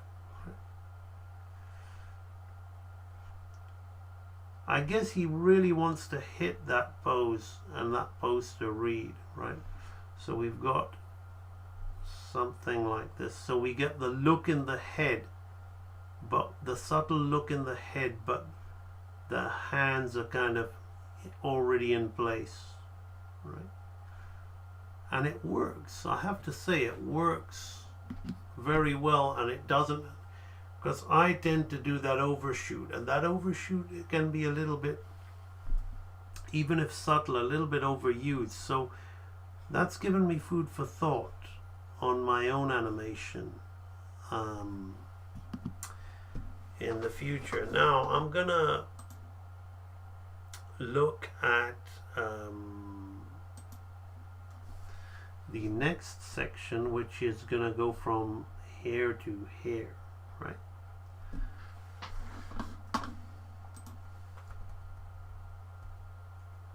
Interesting.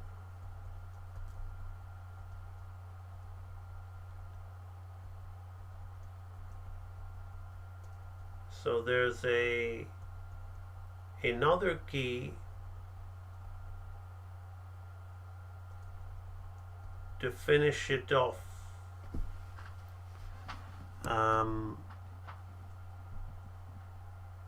Where we kind of stay in the same position here. So I'm gonna do no next panel.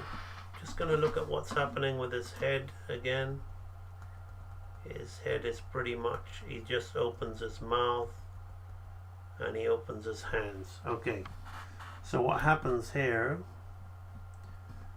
is everything kind of stays as it should, just a slight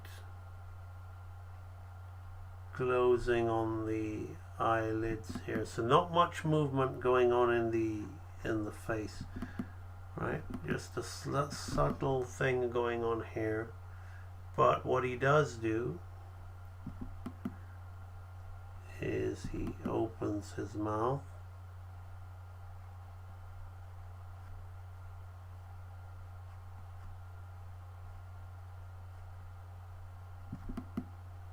Bit of squash and stretch going on here.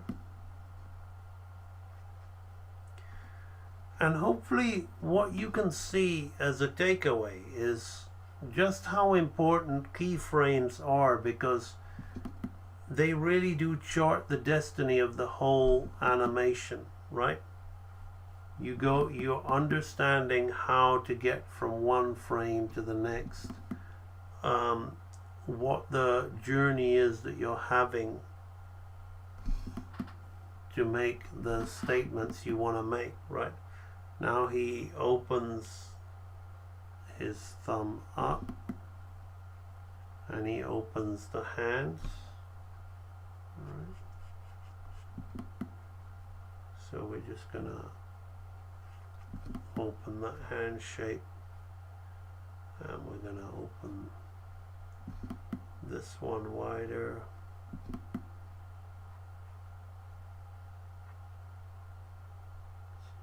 So he has a little bit of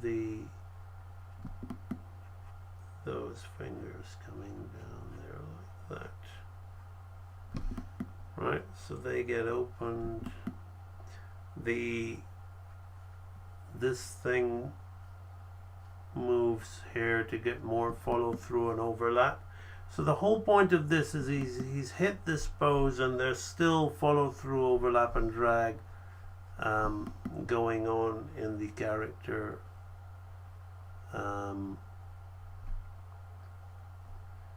He seems to have changed the angle of the sleeve again here.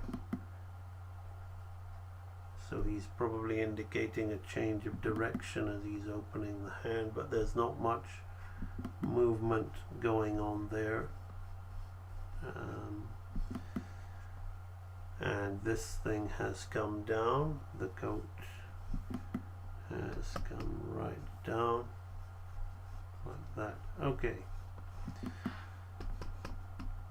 So he opens that mouth. Now what happens, so that's the new key. So we go 1, 2, 3, 4, 5, 6, interesting. So the arc of these hands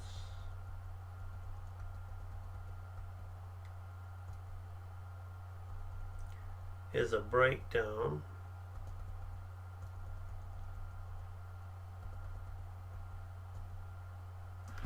so the breakdown between here and here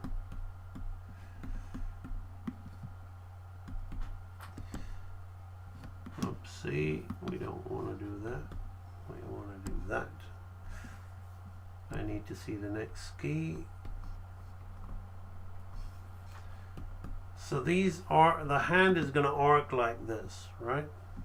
So I'm going to put this kind of halfway here like this, and we're going to have the hand making this shape like this, right? And I'm putting this on a sort of half, right? So the reason I didn't chart it out is because I'm making a breakdown of an arc, which is a fairly simple arc that just arcs like that, right? So it's just going this way.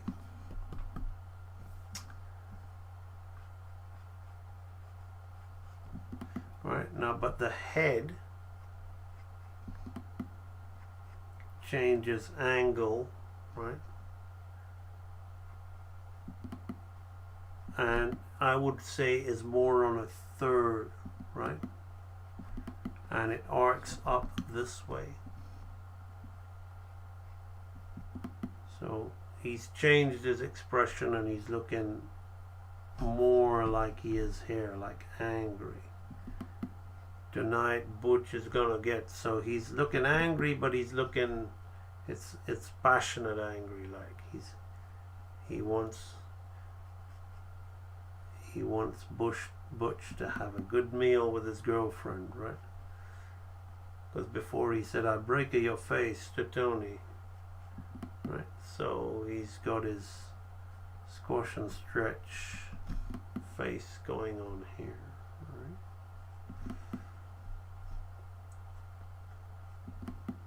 With his double chin.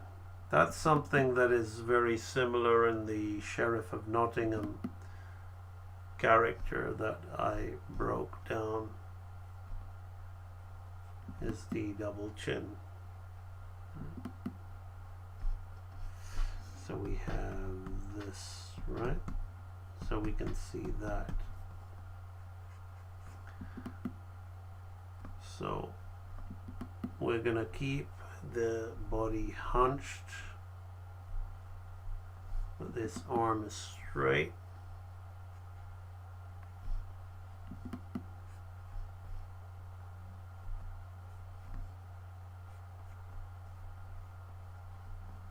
You see how we follow the straight shapes, and we keep that girl. The drawing is a little off, as you can probably tell, because it's so loose, but I'm just doing enough to give me enough information when I can tweak it and make it a little bit more accurate when I've got more time to do it off stream. But right now I'm sharing with you the quick things, the more important things, which are the spacing and the arcing of it, right? So we've got this, right? So now I'm gonna do the chart, right? So at the moment we've done this, and we've done this, so we want to find out what's between, right? So between here and here,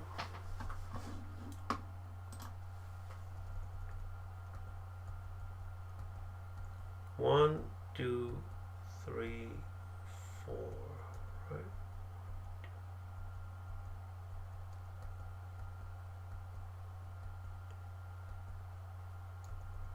So he slows into that.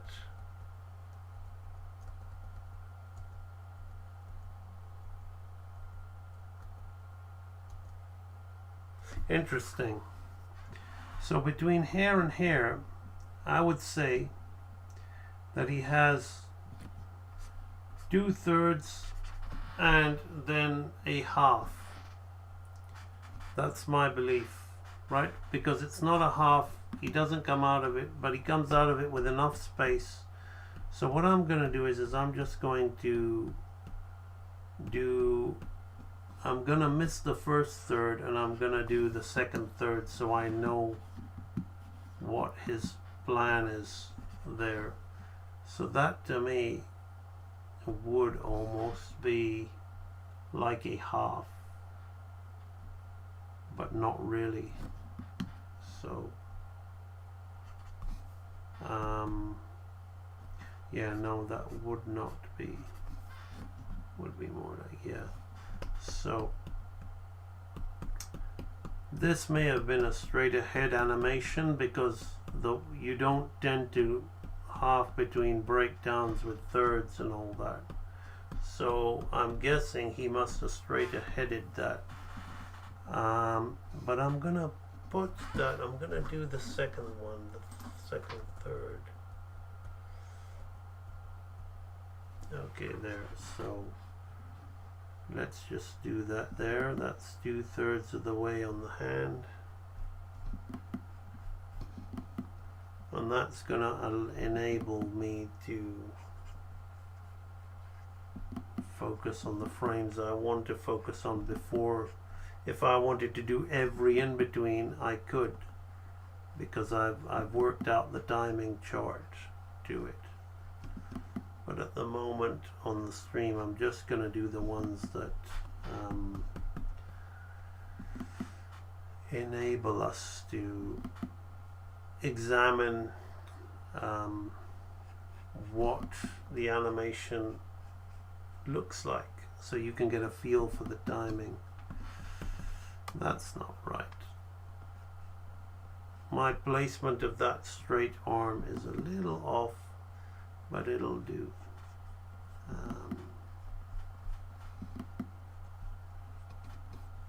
Let's throw that in there like that, and the head, we'll put the head on 2/3 of the way as well, because he's starting to get a little bit annoyed there as well. So it's kind of superfluous to talk about it when I'm doing it rough, but you can see that even now I don't focus on the light box. I focus on flipping and seeing the frame that I'm closest to and getting it in relation to that. But it's just too rough at the moment to really talk about consistency. We have had a great deal of streams that have focused on consistency, and if you're interested in that, then explore my channel. Right, I'm gonna leave it at that because that kind of helps. Now we don't have much more to do, but we can see the way that it's looking, right? We see the bounce there, the gesture there, staying in that pose, coming out of that pose. Then we're gonna move up here like this, and I'm gonna make one breakdown drawing here, between here and here. How are we doing for time? Not too bad. We don't talk about software that drawing dog, it's irrelevant, but hello to you. This is about drawing. Software will not help you. You can use any software you want, it will not help you. You need to learn to draw. All I'm doing is drawing, right? That's all I'm doing. So the interesting thing here is The head is 2/3 of the way up. This is 2/3 of the way up, this pose. Between hair and hair is 2/3 of the way up. We've got a new pose, right?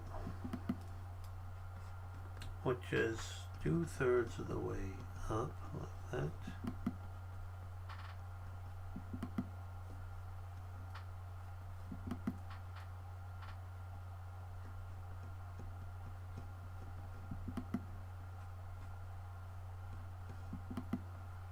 And we've got a really interesting hand gesture being made, and I'm gonna draw this pose in nicely, right? Because it'll just be nice to do a nice pose. It's kind of a little bit, there's enough distance between the other frames to get this to make a nice drawing, and this one will slow down a bit, right? So we're 2/3 of the way, and now we're gonna look and we're gonna make a nice drawing, right? So I'm gonna look between hair and hair.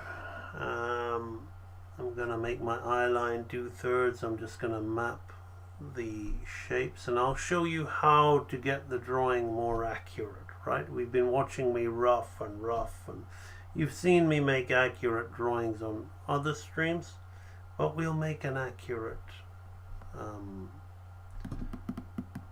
drawing here. And right, that's enough to know that the animation's working, right? And we can see that we're changing shape, right, as we're going into this. Like his hair, he's very in and he's still in, so the breakdown is gonna be out, right? It's a much more interesting shape, right? So anyway, let's focus on the drawing of the character. Right, so I'm gonna, let's make that a lighter color. Let's go on top here like this, right? So the eye, right, has his whole eye kind of ring is shaped around that. The shape of the eye is, the eyebrow sits on top, and then the crease underneath is shaped around that. We've got this happening with the other eye as well, right? It's a little bit of separation, a little bit of mass issue going on there. That eye is almost hidden by the nose. Now the nose is a huge shape like this, which comes in on itself. Now I'm gonna keep flipping forwards and backwards to watch that change, to see that path happening, right? And there's a little bit of a head change here I need to bear in mind. I'm bearing in mind the drawing of what I'm seeing, and while I'm trying to adjust the volume to match, I want to be accurate to the drawing that I'm seeing, because I don't want to change it. I want to try and learn from this stuff, right? I can't really see his hair design at the back because it's dark, right? So now his mouth shape is very interesting, right? He's got this, it almost feels like an old school Pinocchio Stromboli, Bill Teitler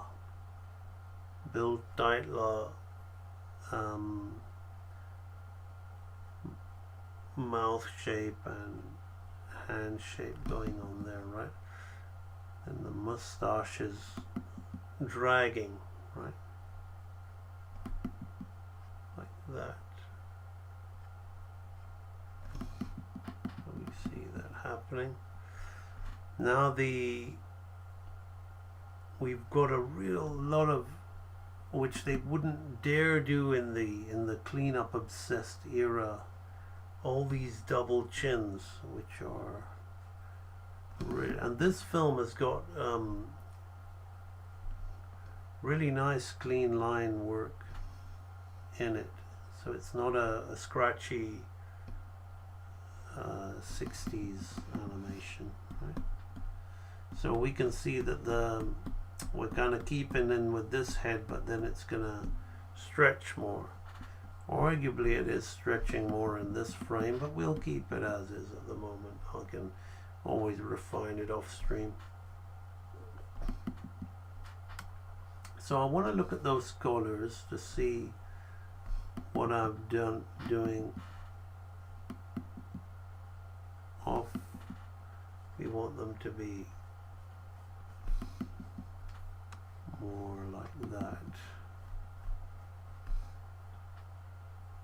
So I'm not 100%, but then I'm probably gonna do this drawing again off stream, because the brush is too fat with inconsistency with the other one. We've got this going on here, so that's another thing that needs to be thought about. I'm gonna come off down there, right? So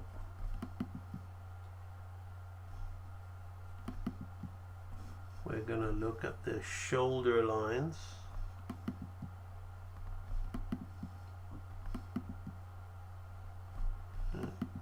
So now we're going to look at the hands, and we're going to see the placements. So we've got this shape for the thumb, which comes something like this, right? And this is hands are again very big, very big. So we've now got this huge space here, right, which comes in line there like that.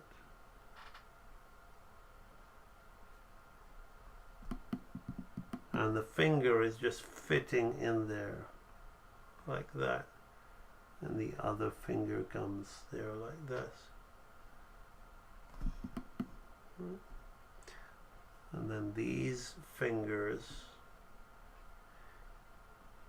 you see, he loves his fiddly, he's got a very fiddly way of doing his phalanges. He really likes to play with the anatomy to show that he knows the anatomy, but then he's got the squash and stretch of the fat of the fingers in there.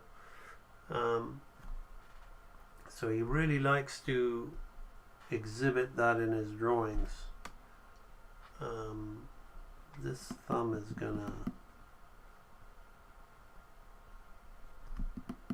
be there somewhat,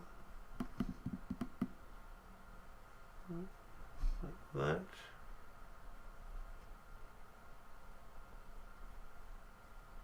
This hand moves more like this thing here. So we come in and out like that, right? Now we've got the elbow, but then he disguises it. So again, the way he disguises it is very different to the simple modern 90s Disney where the shapes are so easily seen, right? He puts a lot more illustration in there, right? He starts cutting into the shape, and his creases, you know, are they're not so formulaic, right? they have the formula that is used in the drawing, but they're dressed up a lot nicer, right? They're just a lot more illustrative and less formulaic. We have something like that. So we get the nice bunching on his sleeves there, right? Let's have a look at that. Again, here we're going to come up.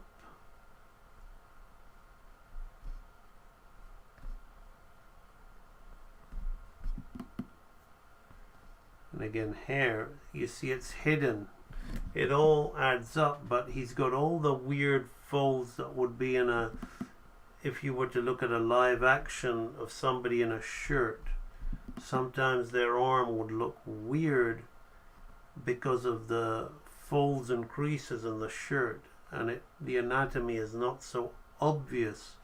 And what I am guilty of doing, and a lot of modern artists are guilty of doing, is making it too obvious. And I can understand the reason why you want it to read, but then I certainly fell into the trap of thinking that that was strong drawing, but it's easy, right? To do it like this is a lot harder. To put in those weird, awkward shapes that suggest the arm could be out of proportion, but then if you check, it's not. It's all correct. It's more artistic, which is why I really rate these guys over the 90s guys who just, it's so formulaic, the 90s way of drawing. It's good, don't get me wrong, it's wonderful, it's stop glass stuff, but this is just completely. So now we can see that drawing that I worked a little bit, you can see the acting. Now we're going to figure out the timing that goes between those two frames. But before I do so, I'm going to have a look at the chat. We've got Edge Deep here. Yeah, Ronald Stroll was a big influence on these Disney guys.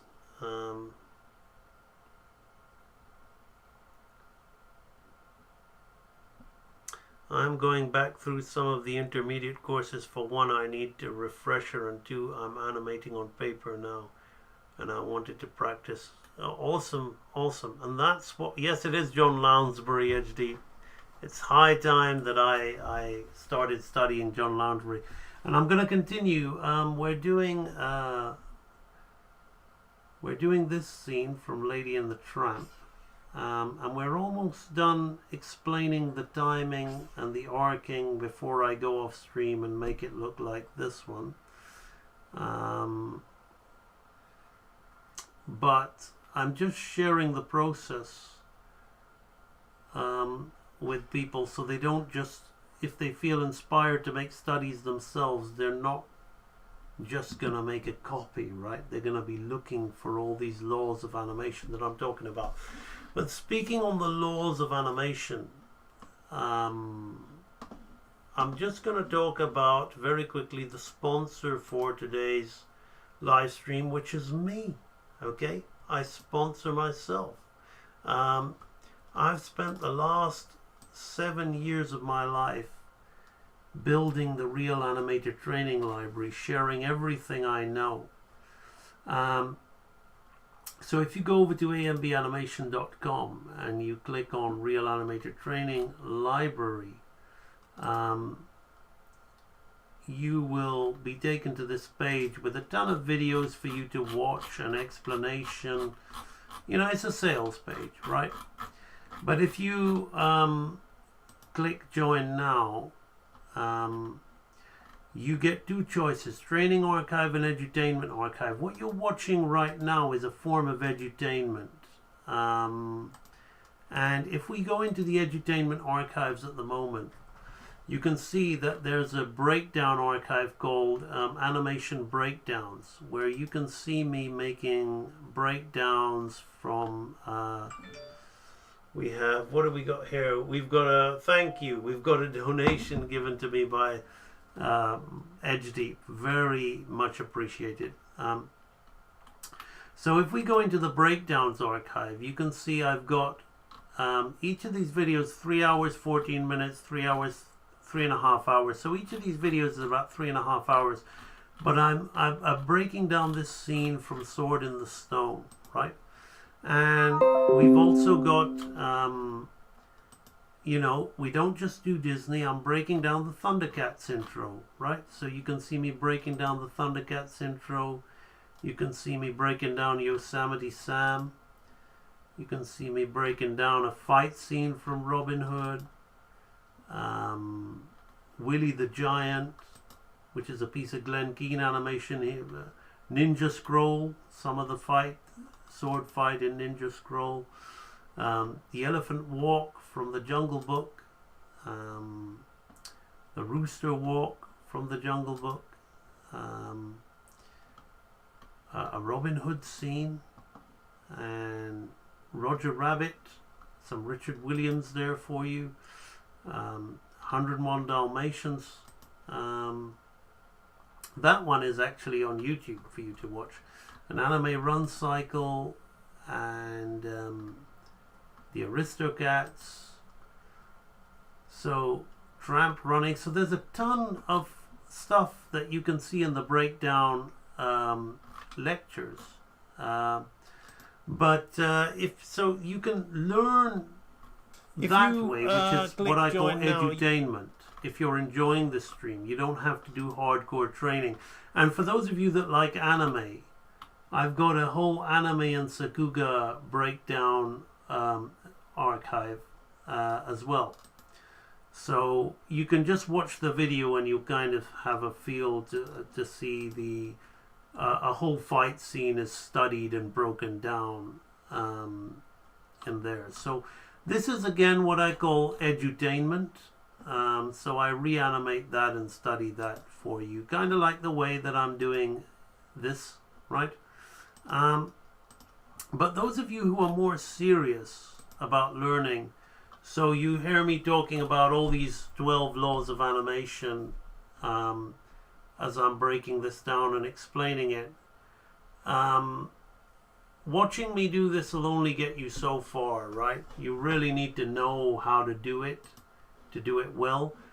So that's what the training archives are for. So we take you through various, you can buy them in various bundles, but we take you through various archives. From the basics archive, you're just going to learn the 6 laws of movement: timing, slowing in, slowing out, arcing, follow through, overlap and drag, pose to pose and straight ahead, solid drawing, and a little bit of squash and stretch.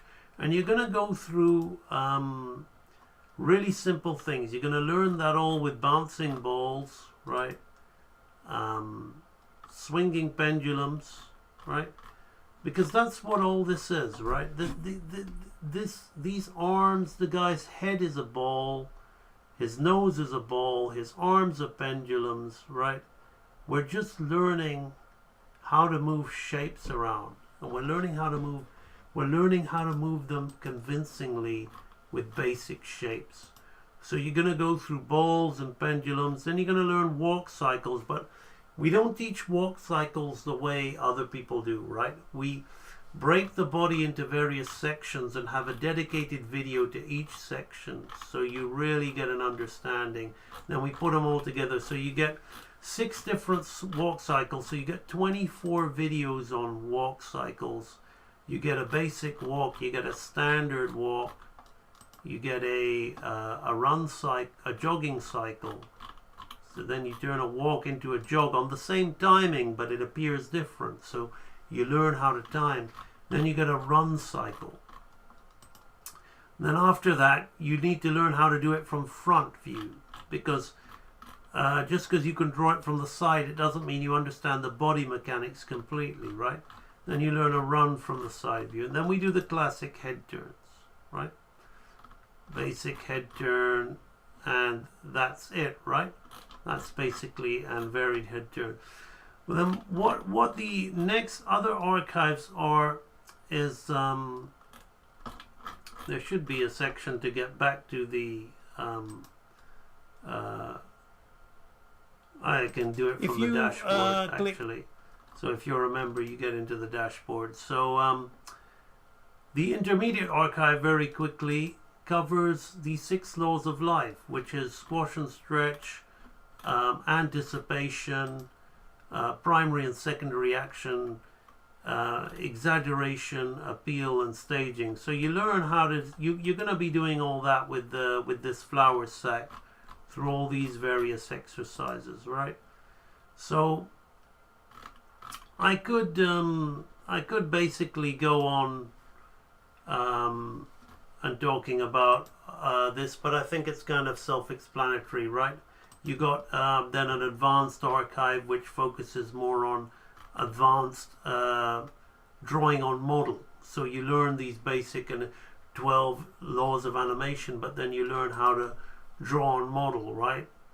So you learn how to animate this simple peacock out of shapes, and it's simple, but then it's got all this complicated patterns on its tail, right?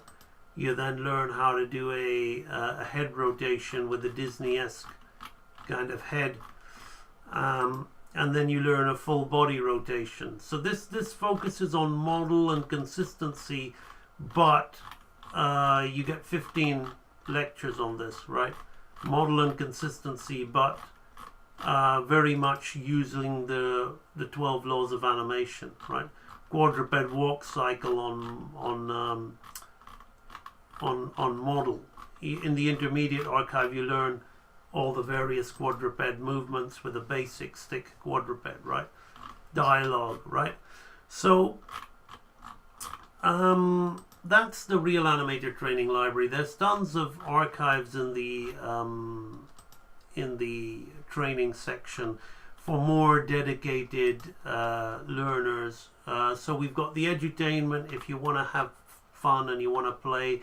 Those are priced adequately, and then you've got the training materials. So that's the Real Animator Training Library. It's the sponsor of my live streams. Thank you very much for bearing with me on that. And now I'm going to return to the lecture. Animation is a strange art form. In order to give life to character, it takes life away from you, but it's worth it. I don't know. It gives me more life. I feel very much alive when I do it. Was there a book or video lesson that demystified perspective for you? I feel like perspective training is either way too basic, more about putting polish. Okay, perspective. One of the things that some people naturally have an eye for it and some people don't. What you have to understand about 2D hand-drawn animation is it isn't 3D, right? We can create an illusion of perspective, but it's not actually correct, right? But that's saying there are rules to correct perspective drawing. So let me very quickly deviate from this, which you probably already know about from what you're talking about. So one of the things that really helps me with perspective is, obviously you've got your you've got your horizon line, right? Your 1 point perspective, where you can kind of have a box, right, which will all be going to that point, right? You can have that box go this way, right, which will all be going to that point, right? We know all that, right? That's your basic 1 point perspective, right? Then you've got your 2 point perspective, again your horizon line, and then all those things that happen there, right?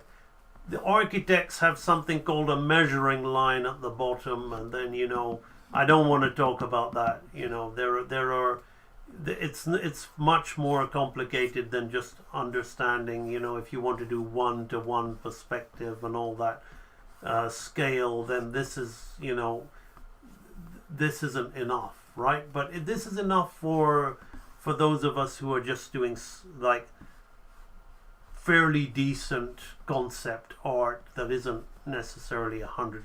Okay, so this is all following the vanishing points along here, right? Well, you know about that, right? And then, but one of the things, and then finally you've got the 3-point perspective, right?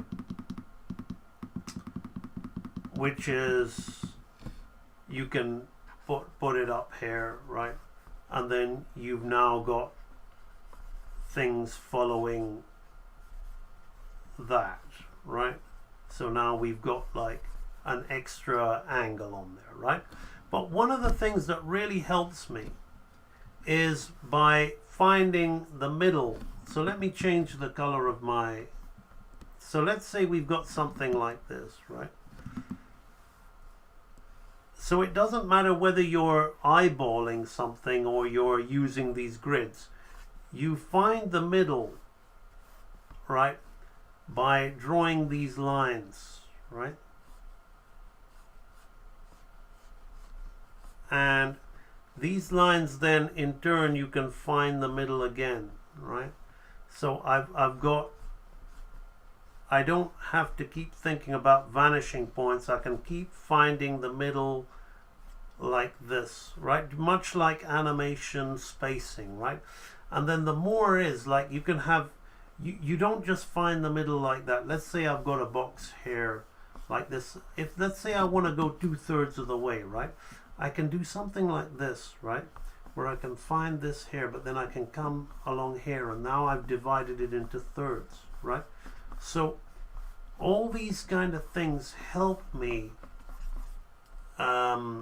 map things out for when I'm drawing. And when it comes to drawing characters, perspective is just a matter of anatomy, knowing your anatomy, right? So if I understand that here is the upper chest, right, with the pectoralis major, and then the rib cage is here like this, but then we've got the serratus anterior coming down and the rectus abdominis here, right, in this little cavity here. And then I can eyeball that. I wouldn't necessarily draw a box and then the bicep. So these kind of things, and then you've got the iliac crest. So if you understand your anatomy and you're like really good at anatomy, then perspective drawing of the human figure is pretty straightforward, right? The mandible, the skull, right? The zygomatic arch, right? All this, the mylohyoid, the stylohyoid, the omohyoid, the trapezius, right? All this becomes pretty straightforward if you understand anatomy, right? So you can draw, if you really want to draw these people to vanishing points and that, you I mean you can do, but I personally don't bother, because it's the beauty of hand-drawn artwork. If you're doing something that is so technical, like a comic book Spider-Man, where it has to be so accurate and he's looking down at the city, then maybe you'd want to put your character in a 2-point, 3-point perspective box. But personally, I've always kind of eyeballed the character, because sometimes when your perspective is 100% accurate, it looks ugly and we like to cheat it a little bit, you know, to make it look better as a 2D image. So often when I worked on 3D projects and I looked at the real 3D camera angle of what I wanted, I was like, that's ugly. Let me just eyeball it a little bit and improve it for the angle to make it look more drawn, you know. So so hopefully that helps you a little bit.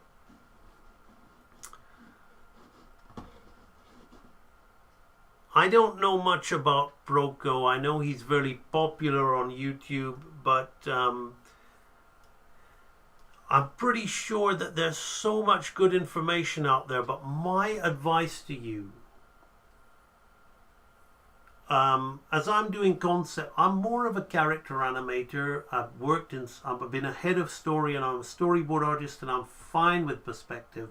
But as I'm doing my own projects now, and I'm doing more concept art for those projects, I was brushing up on perspective. And I personally do not look at artists or drawing people for that. I have architect friends and I go to them, or I look on the internet for what old school boring architects who do isometric, axonometric, measuring line. I won't necessarily do those things that they do, but I look at the really, just like I look at the most technical stuff to learn anatomy, to draw. I don't look at artists' anatomy. I look at biology, I look at science, I look at 3D models. I don't necessarily look at what other artists say about drawing anatomy. I'm not interested. I'm an artist myself. I need to interpret and learn those things so I can express them. So with the perspective, my suggestion would be to go to an architecture, like somebody who draws with protractors, and you don't have to draw that way, but it's, as I said, just like a pianist who wants to do music and they hate classical music, they still have to learn that because it's so advanced that they need to get that understanding in order to go where they want to go. It depends on what you want to do, really, how far you want to take it. But this channel is always about trying to take it to the extreme best. All right, let's look at the timing. We've not got many drawings left to do. Let's look at the timing between this frame and this frame. So I'm going back to very quick drawing. Okay, so it's just 1/2. So between here and here we've got a half. So I'm just going to use that shape of those hands.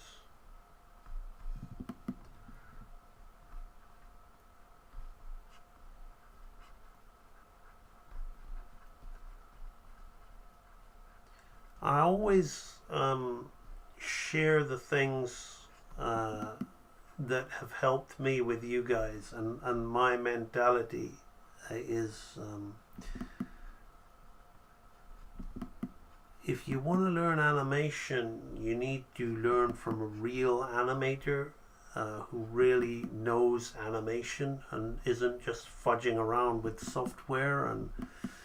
And again, he's gonna give, I'll give you anatomy tips, but then even in the anatomy archive of my training library, I tell you to basically Google, and I show you the way to simplify anatomy as an animator. But then I say, no, that's my macro study.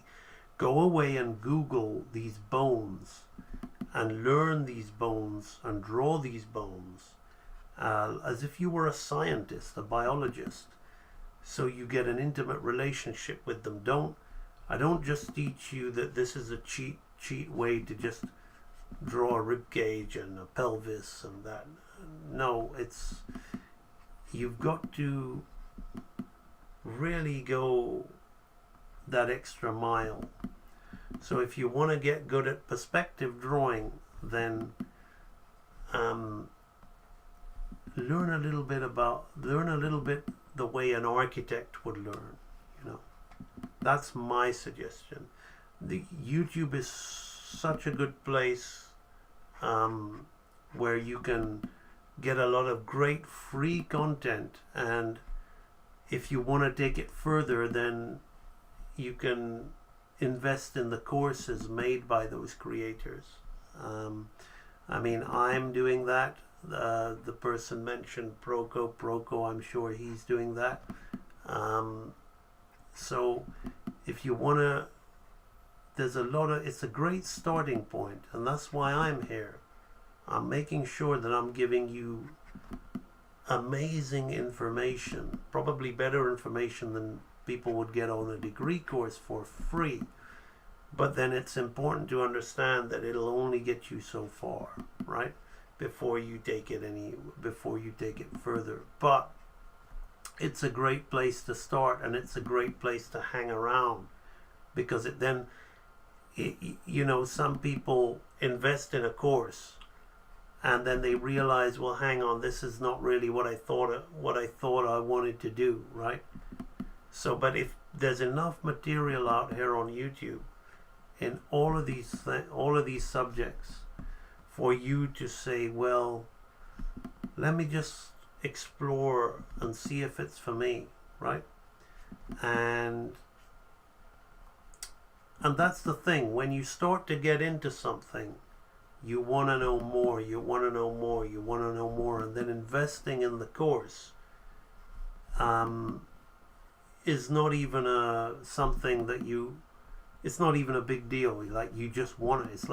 It's like a video game you've been waiting for. Oh, I've got to get it when it comes out. Like, I need to know that. I need to get that information, right? So a lot of people aren't at that stage. A lot of people don't even know what they want to do. They think they want to do something, but then when they really get into doing it, I find that a lot with people who are interested in what I call real animation, right? They think they want to do it. Particularly people that are into anime, they hate me at first because they think I'm downing anime. I'm not. I love anime. I love, not all, but I love some. There's some amazing anime out there, but when I say that its movement is very limited and basic, they get offended. But then the more and more they watch my videos, they message me and say, hey, there was a time that I used to think such and such was great animation, and now I look at it and I don't, and it looks like it's so simple, and I'm starting to see things that I used to think were great and think they're not so great. And I would tell them that doesn't make them bad. It doesn't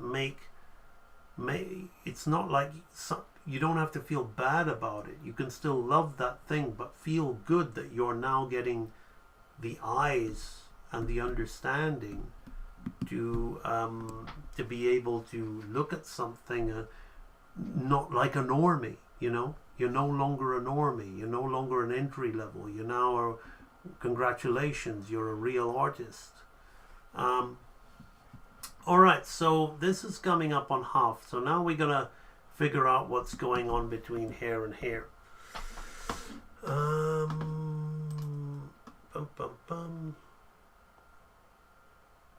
Yeah, you should ask if you've got an uncle who's an architect, that's amazing. Okay, so 1, 2. Okay, so this is also halves. So that's on halves as well.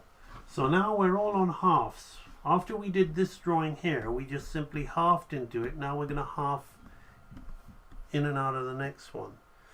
So what's interesting here is we're going to have those sleeves like that, but the thumbs and the hand, we've got really nice hand positions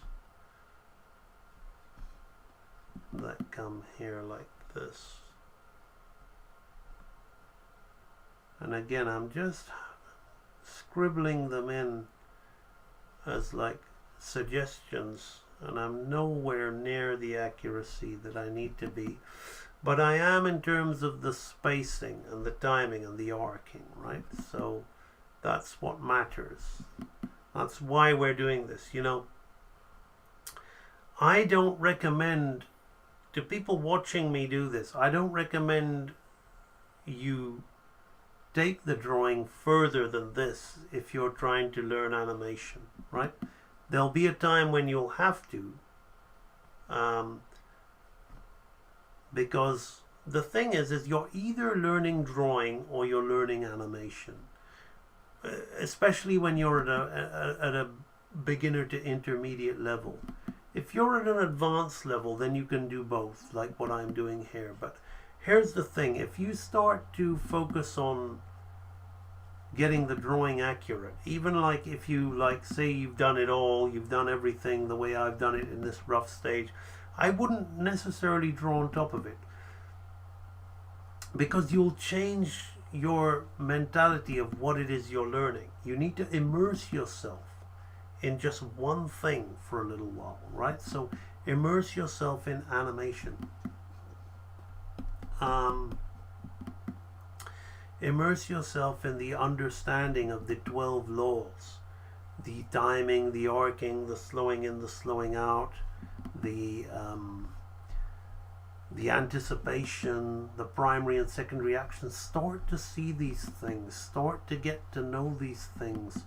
Then you'll think like a professional, and then you'll just have to play catch up with your drawing. That's not a bad thing. The thing is everybody wants to jump in and do the drawing bit, and I talked about this on my last live stream, and you're actually slowing down the process so much by doing that. Because this stuff that I'm sharing with you on this stream, what I'm seeing, because I'm learning here, I'm teaching or giving a demonstration of my own learning process so that you can understand how to learn better, so to speak. There's a multitude of things out there what you can learn from, and you can learn from the masters of the past, but only when you got an idea of what it is you're looking for, right? So he's opening this mouth here, and I'm just gonna leave that like that. So if you say, well, I'm gonna make it so you should just leave it like this, and focus more on the arcs, the timing, the slowing in, the slowing out, and all those things. Understanding what a key pose is, what a breakdown is. You should focus on that. Okay, now between here and here, what have we got?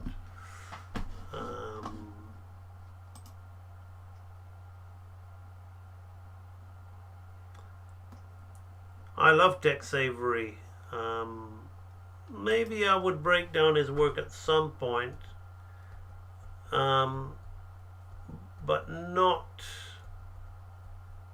for a while. So we're coming up on thirds. Now what I'm going to do is I'm going to do the second third. Hang on, is that just another half? Have I got that wrong? 1, 2, yeah, he's just halving. Wow, he must have really little time, but he's managing to really hit these poses with just one in between. Just incredible, really. Just one in between all this stuff. So he's just the half master now. Right, so he's gone from all this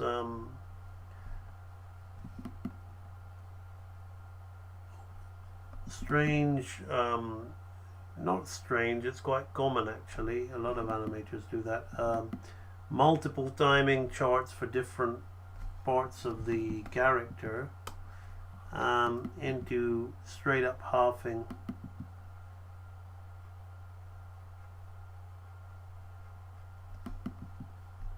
There, like that.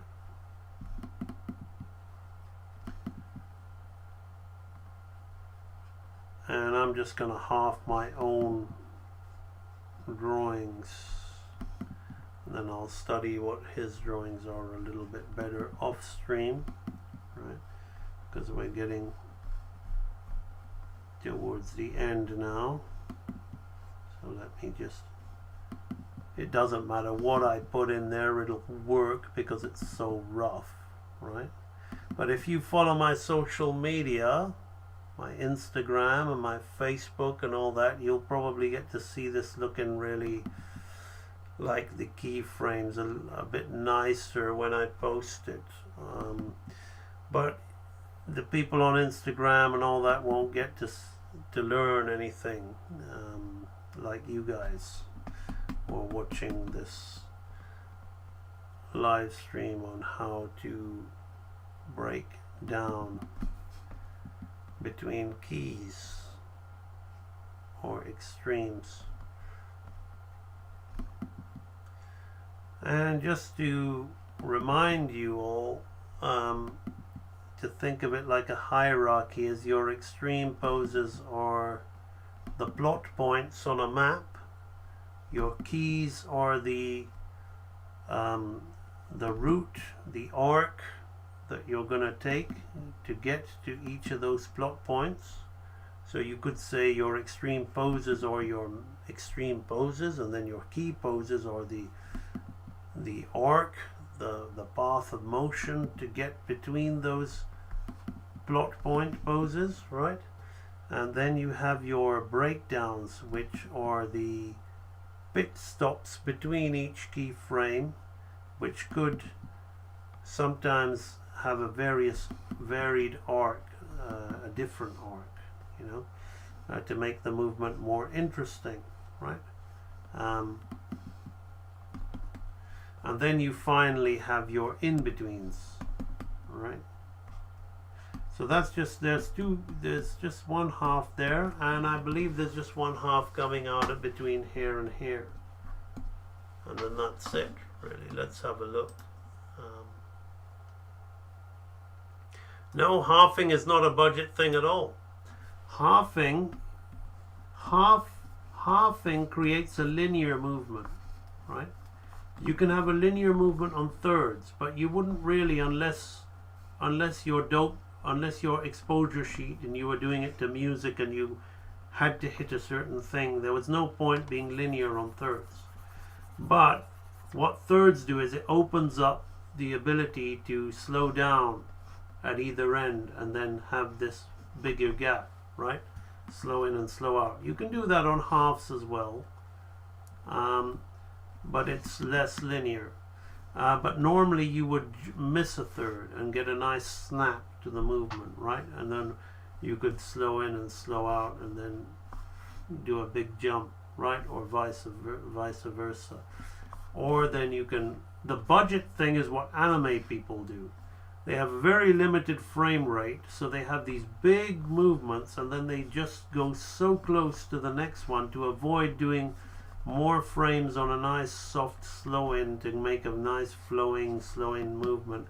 They just have this staccato effect by drawing frames really close to each other, which is what this guy has done. Hair, right? Like hair and hair and hair, right? But he's using it to an effect. This film, this animation that I'm doing is from Lady and the Tramp. It is not budget. It is some of the best animation ever done. This film has some of the best animation ever done. Very few films equal it as far as I'm concerned. People talk about James Baxter. Sorry, not in the same league, in my opinion.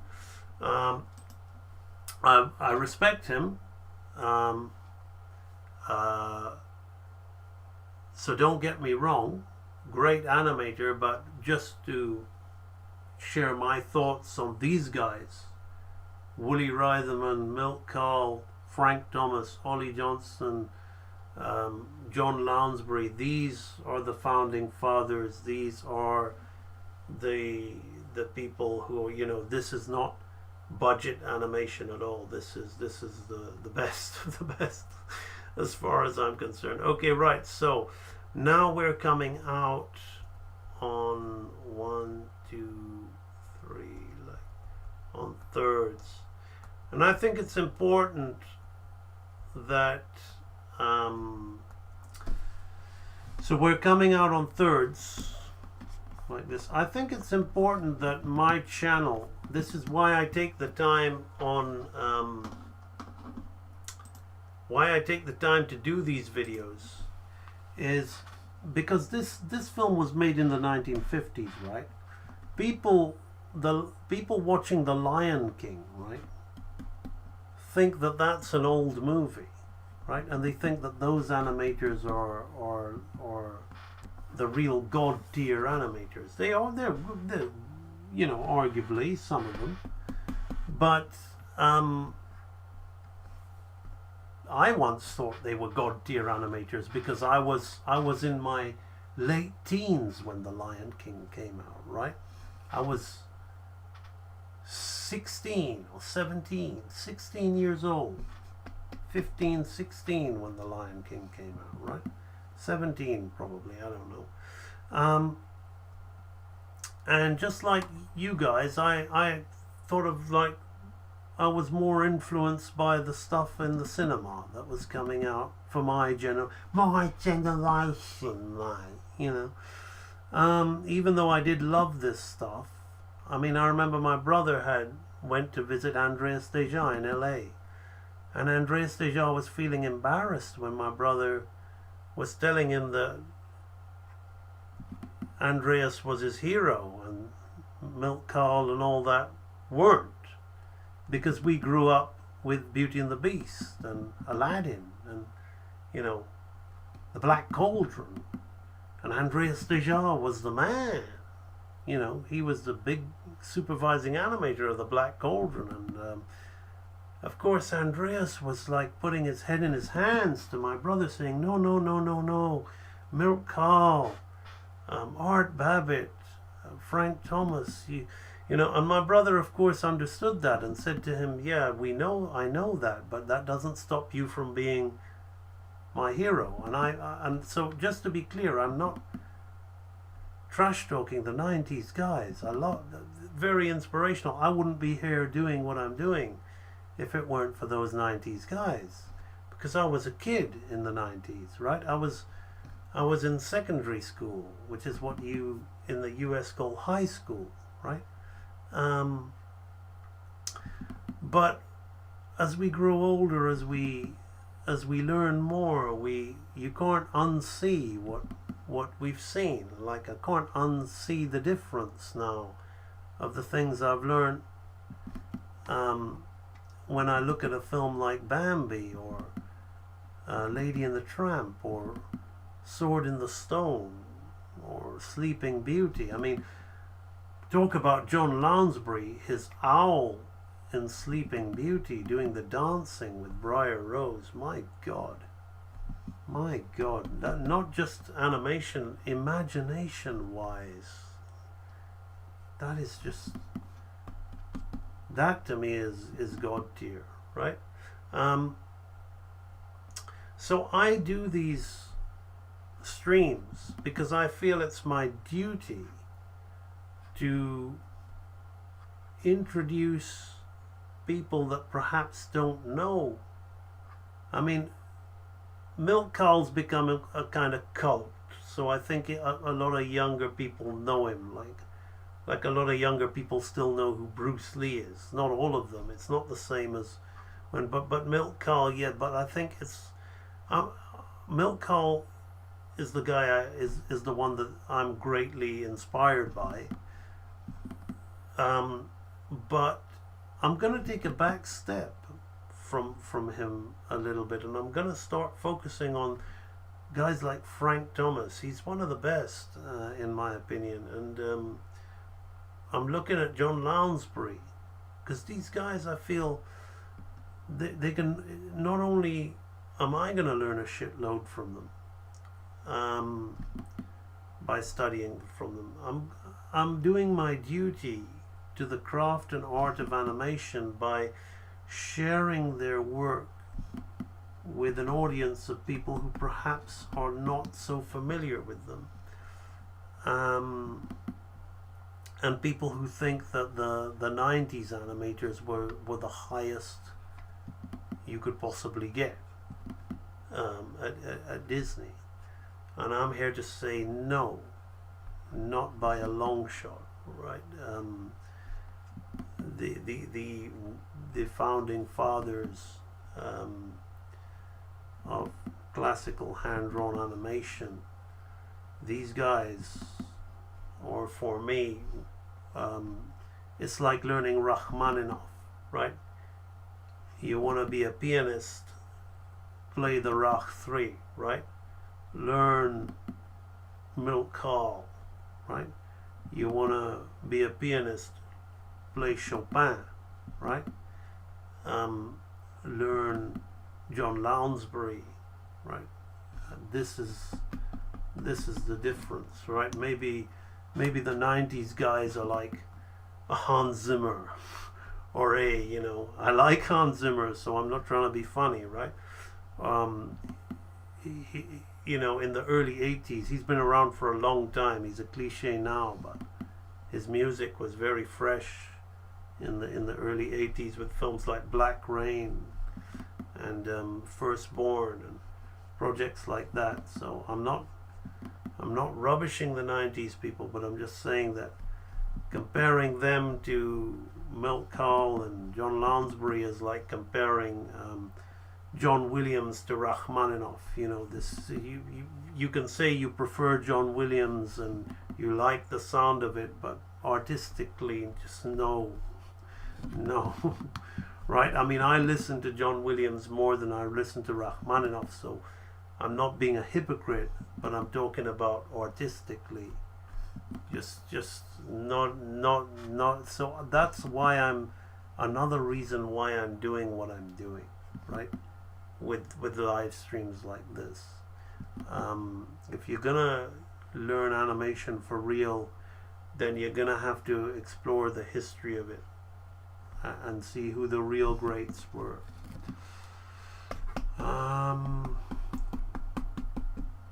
Okay, so that's that. I'm not gonna do the other one. I feel that that's enough. So let's have a look at it, right? So it's very rough, but we can get a feel for the animation. He says, tonight a butch is gonna get. Is it gonna, right? So he says, tonight butch is a gonna, right? And that's the movement we have with it. Okay, so hopefully that's given you some insight into the process of what I look for and how I go about studying animation from the masters, right? It's not just a simple case of copying, right? Now I would go away and draw it in nicely and make sure that all of those arcs and all of those spacing, that yes, that's on a half, yes, that's on a third, the volumes, the consistency is the last thing, but that's important too. But I wouldn't, as I said, I wouldn't recommend, if you're just starting out, that you take it that far. I recommend that you just focus on, okay, today I'm gonna look at arcing. Today I'm gonna look at arcing, timing, slowing in and slowing out. Those are the three fundamental laws. Those are what you're gonna be having to look at. But I'm gonna find the extreme frames, I'm gonna find the breakdown frames and the key frames, and I'm gonna really understand the arcs and how they're slowing in and slowing out of them. And you do that for about 5-6 different scenes. Then you say, I'm gonna really look at squash and stretch. So for 1 month you do that. Then for another month you say, I'm going to really look at squash and stretch. I'm going to really look at anticipation. I'm going to really look at follow through, overlap and drag. And you'll still be having to do the arcing, timing, slowing in. I'm going to do this in a more straight ahead way. I'm going to do this looking at, we always look pose to pose as I showed you. So you really explore those laws before you get into the drawing. If you're a Real Animator Training Library member and you've completed the advanced archive and you know all these laws, then sure, then you can start to try to draw it more on model and keep the model when you're doing it. But I would suggest you refrain from doing that until you feel like you really know the 12 laws of animation. So hopefully that's given you something to think about. Okay, so before I go, I'm gonna have a look at the chat. And again, if you want to say thanks to me, there's a donation link in the description or on my website, or you can simply subscribe to me if you're not subscribed, and share the video. That'll thank me as much as a donation. So yeah, if you want to support me in any way, shape or form, then those are things you can do. If you want to support me by supporting yourself and you're serious on learning animation, then consider following the Real Animator Training Library. Right, now let's have a quick look. Let me just change the scene. Let's have a quick look in the chat. Let's just save that because I'm going to be tidying that up. Mark Davis is amazing. Yes, absolutely, Edge Deep. I watched 101 Dalmatians today to look for some Mark Davis to break down. I'm now in the mode of doing these breakdown animations. I remember seeing a clip of Frank Thomas showing how he animated the dialogue for Lady, What's a Baby line. He animated beautifully and only half the shot is in the film. Yeah, well, what can I say? That's what happens. I feel sorry for Ward Kimball on the soup scene in Snow White. Milt was great all round, but I've lately been interested. Yeah, I love Frank Thomas's Captain Hook, man. It's out of this world. Thank you so much. Is that to Marcus? I appreciate that so much. Thank you kindly. Fur Release is the best. Fur Release is great, but it's the one, I guess it's the one everybody does, you know. What do you think of UPA animation? Mr. Magoo makes me laugh, but UPA is nicely designed, drawn by people who really know how to draw and simplify shapes. But it was the beginning of, I guess, this limited style of animation, which there's nothing wrong with having a limited style. You should have various styles, but then sadly, when we look at Adventure Time and Cartoon Network and all of that trash, ill-drawn trash that they call the CalArt style, it stems from that. So, you know, I can't blame UPA for that, but I guess I am in a way, but I can't say that I dislike. I mean, when I look at they're great graphic design, UPA characters.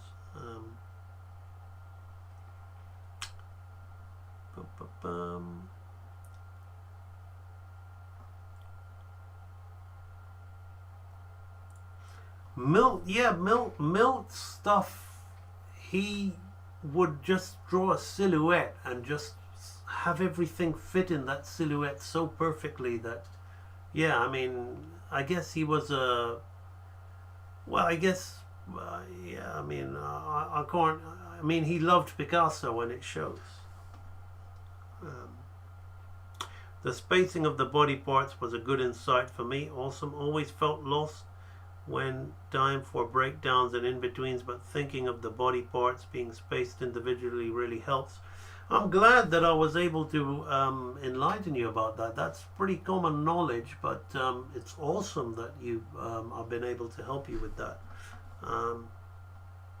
UPA were old ex-Disney. Yes, they were. CUH Deep. The whole soup scene was great. Walt had to apologize to him. I guess it wasn't really great, but I guess the songs were too close together. But, you know, I liked it. You mentioned Rachmaninoff. I recently listened to Isle of the Dead. It moved me. Most of his stuff moves me. I like to work to it sometimes. Mark Davis staging is something I study very closely. I need to. I'm gonna do more. I'm gonna do more Lounsbury, and then I'm gonna move on to Mark Davis, I think, and then Ollie Johnston. No, I mean Frank Thomas after that. There's so much to learn. Milt was a great draftsman too. I've recently been very impressed by Frank Thomas and John Lounsbury. Yeah, they're different. Like when I was looking at this thing, I was looking at the hands and I was thinking, man, these hands are not how I usually draw hands, and they look a bit strange. But then I was thinking how much they remind me of Glenn Keane's hands, and I was thinking of how Lounsbury's drawing style is pretty much the house, like that house style, that Disney, what they call Disney house style. And yes, Milt Kahl had that look, but Milt was so graphic. And I guess Lounsbury was, you know, the 90s was a kind of formulaic version of the Lounsbury drawing that you see in films like Lady and the Tramp and Frank Thomas, John Lounsbury, that sort of Captain Hook, that very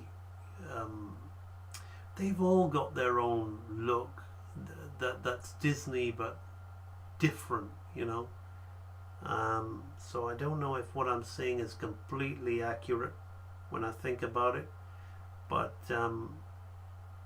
yeah, Milt Kahl gets all the attention, and deservedly, I think, but these guys in their own right were just as valid, in my opinion, which is why I'm studying them. It's all one-time purchase. Real animator training is one-time purchase. Thank you. Which 90s Disney film had the best animation? I don't know. To be honest with you, there's good animation in lots of those films. I can't say that they all have, you know, they each have their own strong points and weak points. I mean, I love the character of the Beast in Beauty and the Beast. Ursula, for me, is the best villain in Little Mermaid. The whole octopus thing and the acting, she's like a Mark Davis villain. Ruben Aquino is not mentioned much. I love his animation. And then you have The Genie in Aladdin by Eric Goldberg, which is cartoon mastery. Then Pocahontas gets a bad rap. I watched it the other day, and I think of all the films that survived the test of time, that one does for me. I don't know why everybody loves The Lion King. I just think it's a McDonald's movie for me. I just like, everybody's got a right to an opinion, but Pocahontas, that scene where the cinema in Pocahontas, I think people just have it in for Disney. If it was a Studio Ghibli film, they'd be soiling their trousers in appreciation. But for some reason, because it's Disney, people have it in for it. There's a scene where John Smith's following Pocahontas, and she senses him. He senses her. She's following John Smith, and she appears, and they meet each other for the first time. It is so powerful. It is so cinematic. It is just the music by Alan Menken, the staging it makes me feel hairs on end as I'm talking about it. And when I think of the rubbish, like Lilo and Stitch and what is it, Emperor's New Groove and all that rubbish. I mean, they've got nice animation in there, but people that just like funny shit, you know, and they want to down Pocahontas. Like for me, that one scene in Pocahontas is so cinematic from a staging point of view. It's so bold that like I love it. So those 90s films, there's a lot of, I can't say that, I think each and every one of them has a section in there. I mean, even The Lion King, I may not rate the movie very highly, but when his dad dies, that's a very powerful scene. When his dad dies and he's calling out for help, that's a very powerful scene. And I think Hans Zimmer's score makes that movie more so than the animation. What else have we got? We got Hunchback of Notre Dame. Scenes like Hellfire and Out There, those two song sequences are outstanding. And when they're all throwing fruit at the Hunchback and he's being punished and he loses his temper and then they pull him down and torture him, and that Frollo's watching, and then the end sequence where he takes Esmeralda and calls up for sanctuary, that's amazing, and the layouts in that film are amazing. So that's got some really strong stuff in there too. Atlantis, the design, the scene by John Pomeroy of Milo Thatch freaking out. John Pomeroy, one of my heroes. Bluth Animator, Dragon's Lair, Dirk the Daring, Space Ace. So you have that scene, and then you have Treasure Planet, Silver, Glen Keane Silver. It's just Treasure Planet on the whole. Got a lot of interesting characters, interesting dynamic. That scene where John Silver is telling James Hawkins that he can feel the light coming off him and all that stuff. Then there's Tarzan. You've got the leopard fight, the swinging through the trees, the whole all of that stuff. I mean, it's iconic. It inspired the Spider-Man CG movies that had that I forgot the Sam Raimi ones. So you can't really sit there and say that one of them had the best animation, because they've all got things in there that that had really strong stuff. Really strong stuff. I can't think of that in Emperor's New Groove though. Emperor's New Groove, and I liked Mulan. Mulan was a fun film. There wasn't any standout animation in that, but I think it was a very solid piece of storytelling. Probably one of my favorite ones to watch. Spoiled a little bit by the Eddie Murphy character, but I guess, you know, that's that style of filmmaking. Lilo and Stitch was just rubbish. I love Andreas Deja, but I can't say that I liked Lilo and Stitch. Emperor's New Groove, rubbish. Nick Ranieri's a great animator. There's some nice dancing scenes in there, but the film is just, people can like that film. It's just not another Cats Don't Dance for me. It's just not my kind of animation. I'm just prejudiced, biased against it, you could say. So perhaps I'm not the fairest person to be commenting on that film. There's some great animation in there, but I mean, as a film, it's just a turn off for me. Home on the Range, I love Will Finn, but again, that's another film that I'm not particularly, can't think of anything that, the only thing that I found funny in that was when the chicken said, well, who would eat a chicken? And I think that was it. But nothing in that film that was, I was quite, quite disappointed in that film actually. So I don't.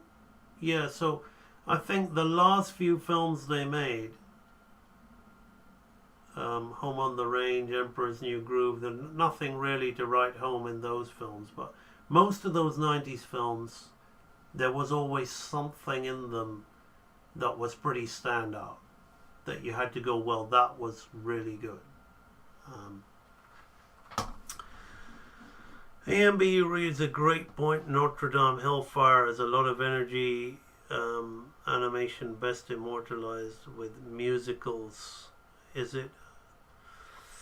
I don't know. I mean, I don't think it's because it's a musical. I just think it's just a strong piece of cinema. Sometimes the musical aspect, like Anastasia, I'm a big Bluth fan, but I mean, why? It's just like one of those stodgy live action musicals like Oliver from the 60s, or you know, I love My Fair Lady, and Sound of Music's different. You don't have a bunch of people dancing in the streets going ooh la la, ooh la la. But I'm just thinking, this is too much. I mean, this is animation. It's not a live action musical. Why are we trying to do live action musical set pieces? So sometimes the musical thing, I think they just got a bit repetitive with that. So I don't necessarily think that was always the best thing. I just think that the Hellfire and Out There sequences in Hunchback were just very powerful. And the fact that they were done through song, they were just great sequences. Treasure Planet is phenomenal, though Sinbad, I really despise Sinbad. I can't say, what a waste of that rich Arabian culture to make it all about Greek. I don't like to play that. I mean, I've got my roots in Persia and Mughal India and things like that, and I would have liked to have seen Sinbad done properly. And again, it just feels like a McDonald's movie. This is the problem I have. Like, I love American movies when they were in the 50s and 60s, and I like the 80s too, but because they had that European influence with that history from other sides of the world. But then I think the later American movies just became too much. It's like Indian Bollywood. They just make movies for their own culture, right? Just too much in their own. Like Sinbad is just. It's like some tacky Xena warrior princess trash for me. It's just garbage of the highest level. Just the most rotten, stinking garbage that there is, that DreamWorks Sinbad film. It's just got nothing to do with any. It just feels like one of those cheap Hercules 90s TV. Like, this is supposed to be ancient Greece, but it feels like an American Baywatch, Saved by the Bell kind of. Just utter. That Sinbad movie was just, for me, just probably the worst. It had some nice character animation in there, but as a movie, it was just one of the worst things I've ever seen. I think I would rather sit through a really boring anime like Pat Labor than watch that. Well, I'm sorry about that. But sorry, Frilled Mayfly, but just reading that just caused that gut reaction. What do you think of the Fleischer Superman shorts? I think they're pretty amazing. Maria Guria, I apologize if I butchered your name. It's probably a very beautiful name. Mariah Guria Garcia. I do apologize. Hello, I'm new here and just wanted to say that listening to you talk is giving me a whole new perspective on art. I really appreciate your honest advice. My pleasure. I'm so grateful for that. And obviously that's about the animation when I'm drawing, because at the moment it's just my opinion is just the same as anybody else's opinion about what film is a good film and what film's a bad film, you know. But no, it's great to have you. Thank you. Prince of Egypt. Yes, I love Prince of Egypt. That's a great movie. That's a strong film. Considering that Bluth absolutely loves theatre and now runs a small theatre. Yes, I know. He when he was doing his Dragon's Lair crowdfunders, had his costumes and all that stuff. He loves it. He makes what he makes, but I can't pretend that Paris sequence in Anastasia. When I was a kid, I used to describe the feeling as bored in my stomach. You know, I've got a board in the stomach. Oh, you know, when you're so bored that you kind of like, you know, when I was watching Anastasia and that Paris song in there, ooh la la, I was just writhing in my stomach like, this is so boring. Like, why? But there you go. He did the same thing with Thumbelina, but I talk about it with affection because those of you who have followed me for a long time know that I absolutely like Bluth. Is one of my huge influences. Now I had the soundtrack CD, and Anastasia came out when I was in my first year of uni, and I liked the songs, but then I sort of knew when the film came out that I probably wouldn't like them in the movie. It's a good CD. Another one is that the animation and drawings and everything is awful. It's Quest for Camelot. But I like the CD. I listen to the music on CD, but I can barely watch the film. Yeah. Okay, we've come to the end of the live stream. It's a 3-hour stream. What is the time here in the UK? It's 2:38. Goodness me. I should be making a move to go to bed now. So, yeah. The next live stream I do, I may be looking at your work in the group, or we may be doing another breakdown. But either way, thanks a lot for joining me. For those who are about to draw, I salute you. Do your work, and not just your work and no more, but that little bit more for the lavishing sake, that little bit more that's worth all the rest. And if you doubt as you must, and if you suffer as you must, do your work. Put your heart in it, and the skies will clear, and from your very doubt and suffering will be born the supreme joy of life. Paper is always king, so whenever you get the opportunity, I highly encourage you to draw on paper. Remember to keep things real, and I'll see you on the next live stream. Bye-bye.